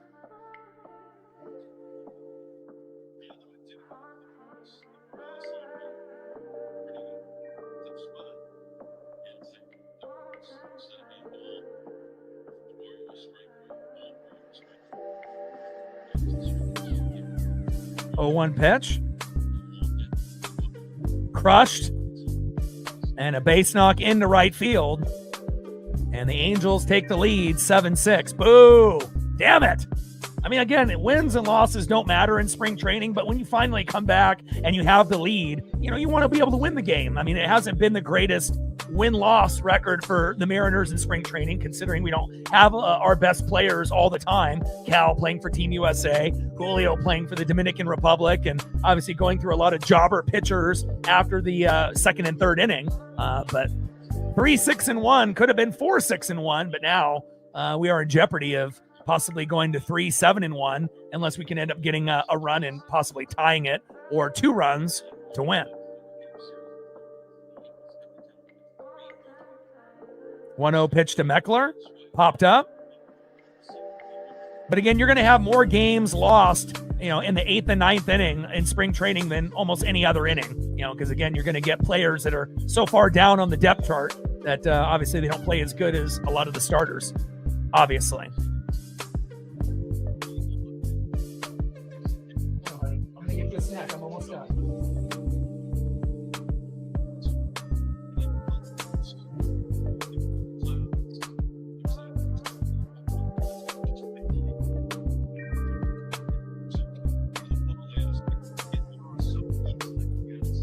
I'll get you a snack in a second, okay?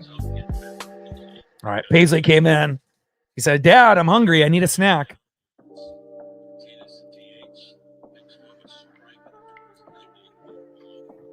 First pitch, 0-1 count.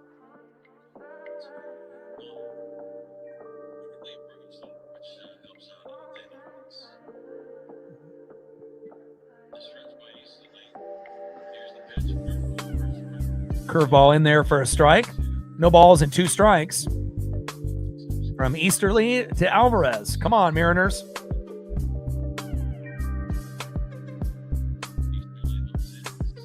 O2 pitch. Low and at the knees. Almost hits him. 1 ball and 2 strikes from Easterly to Alvarez. And before we get into the bottom of the 9th, it'll give me an opportunity to get Paisley a little snack. And then hopefully we'll be able to at least come back and get the tie at the very least. But who knows? Kind of depends on who's going to be available to hit for us. Big swing and a miss. And that is out number 3, but not after. The Angels end up scoring 3 in the 9th. Unbelievable. We had a nice 6-4 lead, but no longer. Now we're down by 1. All right, let me go get her a snack, and hopefully we'll be able to come with a decent comeback here. 7-6 as we go to the bottom of the 9th. Angels scoring 3 in the top of the 9th against a lot of our jobber players, and hopefully we'll be able to return the favor.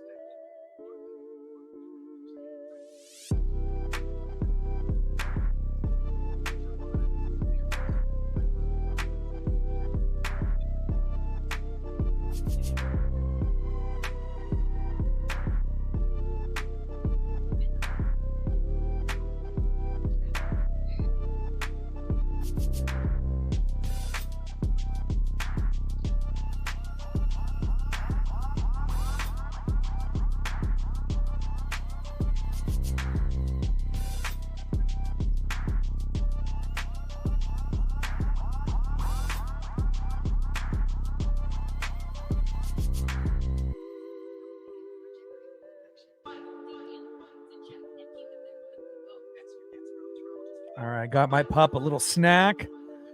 And what do we got? We got Brian O'Keefe, we got Reitz, and we got Taylor. So not really the most ideal, 3 batters. So down in the depth chart, O'Keefe is the back-to-back catcher, and whatnot. But you never know. But hopefully we'll be able to, at the very least, tie it up. Obviously, it won't go past the 9th inning because it's spring training. They'll just give you a tie. We have 1 of those early in the year. And again, we need 2 to win, 1 to tie, and we'll see what we get here. First pitch to O'Keefe. Pops it up into center field, and that is 1 away. Well, our chances are dramatically went down after that first at-bat, and that is 1 away. It looks like more than likely it'll be a 7-6 final, but again, pretty good effort, by a lot of the players, at least in the first half of the game. And again, when you don't have a lot of your regulars, sometimes this happens.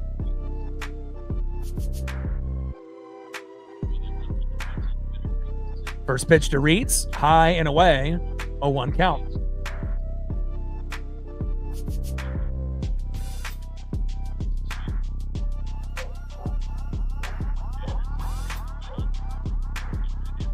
Oh, 1 pitch, fouled off, out of play. No balls and 2 strikes from Anderson to Reitz. Bottom of the 9th inning, 7-6. Angels up by 1 with a 3-run 9th. After we had a 6-4 lead, if we just had, solid pitcher, we could have ended up winning this game 6-4, but or at least even 6-5. But it is what it is. It's spring training.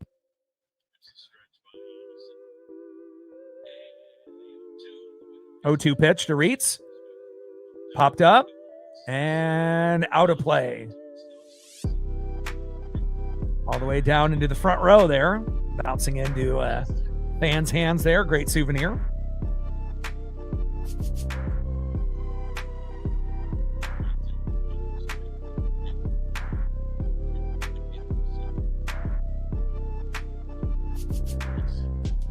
Bottom of the 9th inning, 7-6. Angels lead with 1 out. Anderson on the mound. Reitz in the box for the Mariners.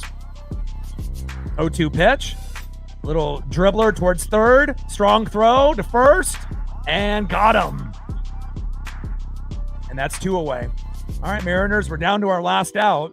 But we will be doing Mariners and the San Francisco Giants tomorrow. It'll be the last spring training game on the schedule as far as that particular day. And it's going to be a late evening game, which I'm really looking forward to. Should be able to get a bigger audience. It'll be at 6:05 Pacific tomorrow, and we will be live streaming for that. First pitch to Taylor. Takes a strike looking high and away, 0-1 count.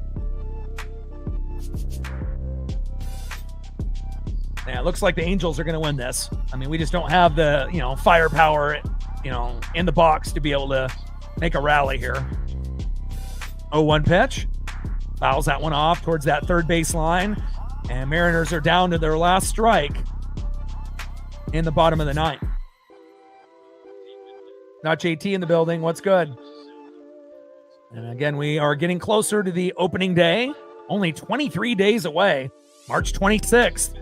7 p.m. T-Mobile against the Guardians. Can't wait, but we'll be doing every televised spring training game the rest of the way, as well as World Baseball Classic games for Team USA and the Dominican Republic. Hard hit ball by Taylor all the way to the wall, and that's going to be a stand-up double by Taylor. Not so fast, Angels. Okay. Nice job by Taylor, giving us a little breath of life. And next up is Cole Young. We actually get a player that we've heard of before. Let's go, Cole. Let's see if Cole can end up being a hero here.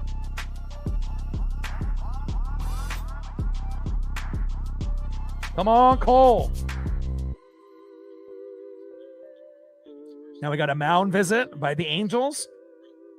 And let's see if Cole Young can end up being the hero here. He's 0 for 2 today. Didn't start. And let's see if he can have a little bit of that Mariner magic that we all love.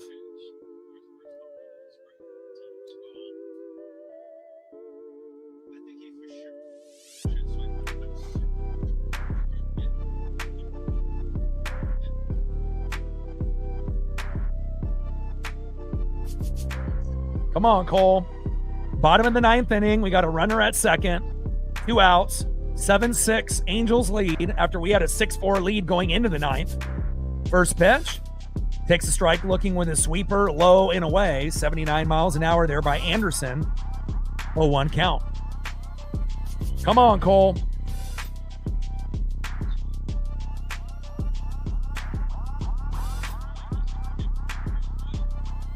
Oh, 1 pitch, high and away with a slider.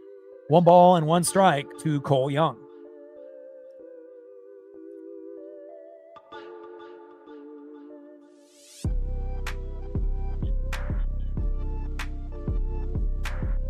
Come on, Cole.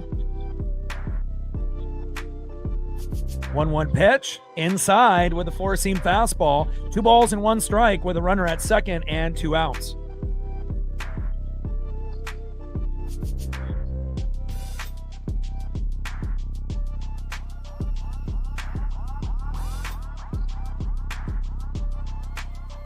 Two 1 pitch, fouled off towards that first base line. 2 balls, 2 strikes, runner at second, 2 outs. Something's got to give. Angels 7, Mariners 6. We had a 6-4 lead going into the ninth, and obviously pitching fucked that all up. But again, let's see if we can come back here with Cole Young. Come on, Cole. Walk-off home run would be just amazing, but I don't know if we'll get that out of Cole here.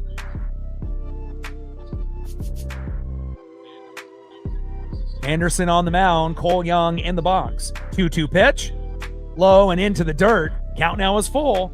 3 balls and 2 strikes with a runner at second and 2 outs. Angels 7, Mariners 6. Come on, Cole Young.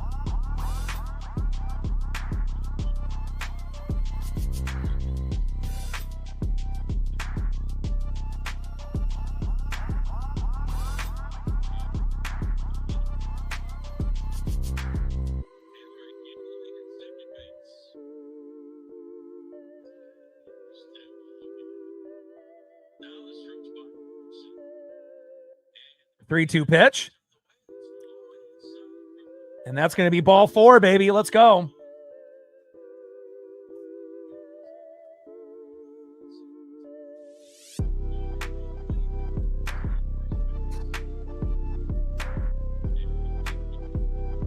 right, Brock Rodden coming up. Now we got runners at first and second with 2 outs. Let's see if Brock Rodden can be a hero here. And again, we are going to be live tomorrow for the Mariners and the Giants at 6:05 Pacific. Televised game. First pitch, low and at the knees by Anderson. 1-0 count. And if we can have Anderson pitch like Zephyr John earlier, we're going to come back. But I don't know if we're going to have Anderson get that wild here. I mean, Zephyr John was very wild for the Angels a few innings ago. 1-0 pitch, fouled off, out of play. Four-seam fastball, 92 miles an hour there by Anderson of the Angels. 1 ball and 1 strike to Brock Rodden.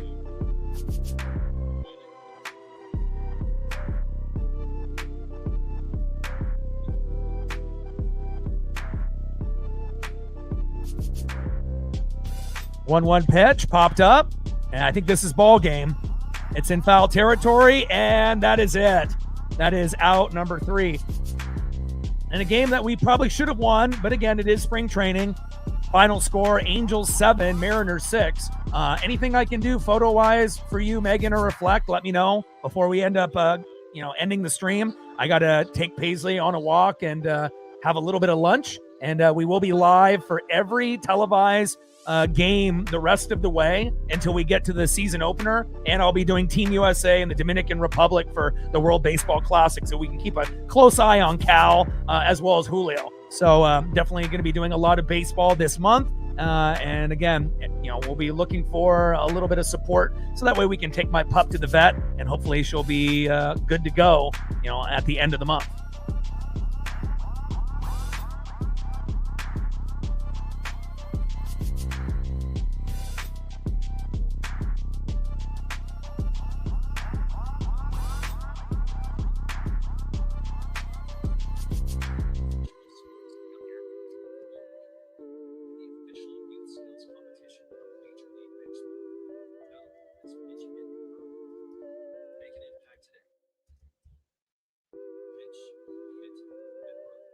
Okay, let's see if I can find some for you.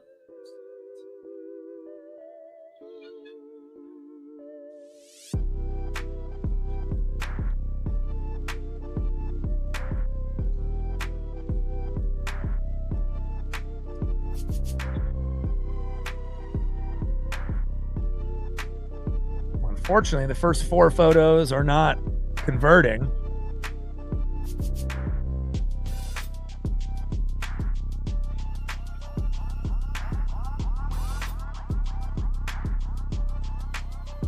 First 5.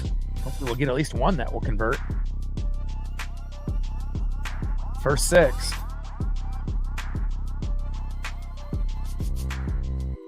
First 7. It might be a no-go with this one. I'm not being able to get any of them to convert, unfortunately.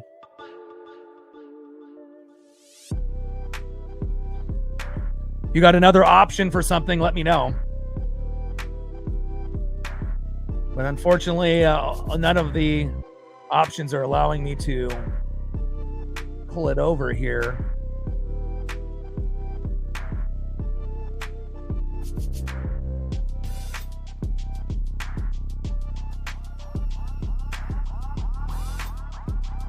Gotta be able to get at least one, you would think.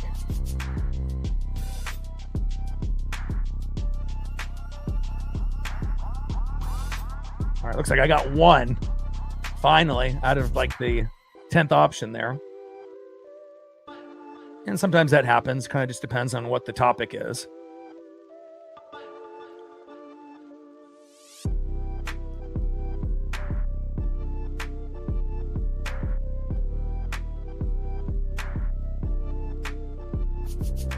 All right, I got you.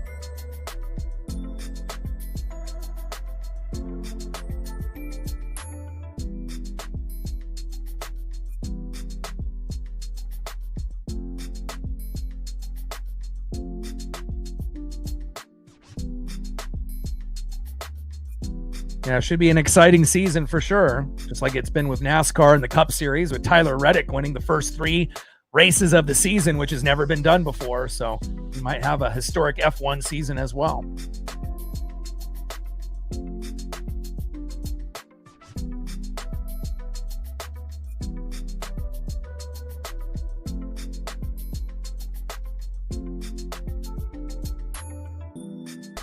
Let me throw in a little Jim Zorn for you here before I go. A little Seahawks representation.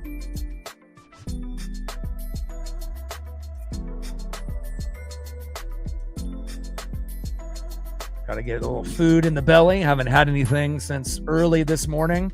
Got to take Paisley on a little bit of a walk as well. She's giving me the eye, but we want to make sure we get as many photos as we can. Shout out to Reflect and Megan for helping out with the Paisley Pup Vet Fund that will be going on all month. And I appreciate it very much. Going to the vet is not cheap, especially when one visit may be $300 to $500. So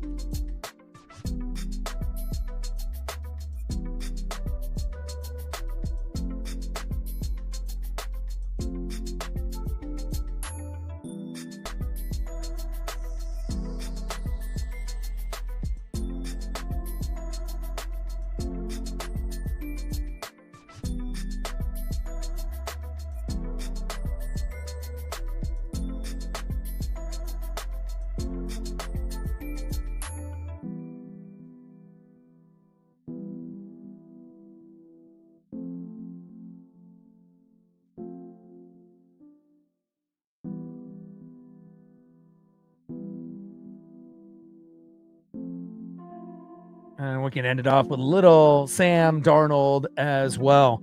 Well, I love you guys and I appreciate you guys very much. Thank you to Reflect and Megan for holding it down to get us a good number here in Mariners spring training. Final score, Angels 7, Mariners 6.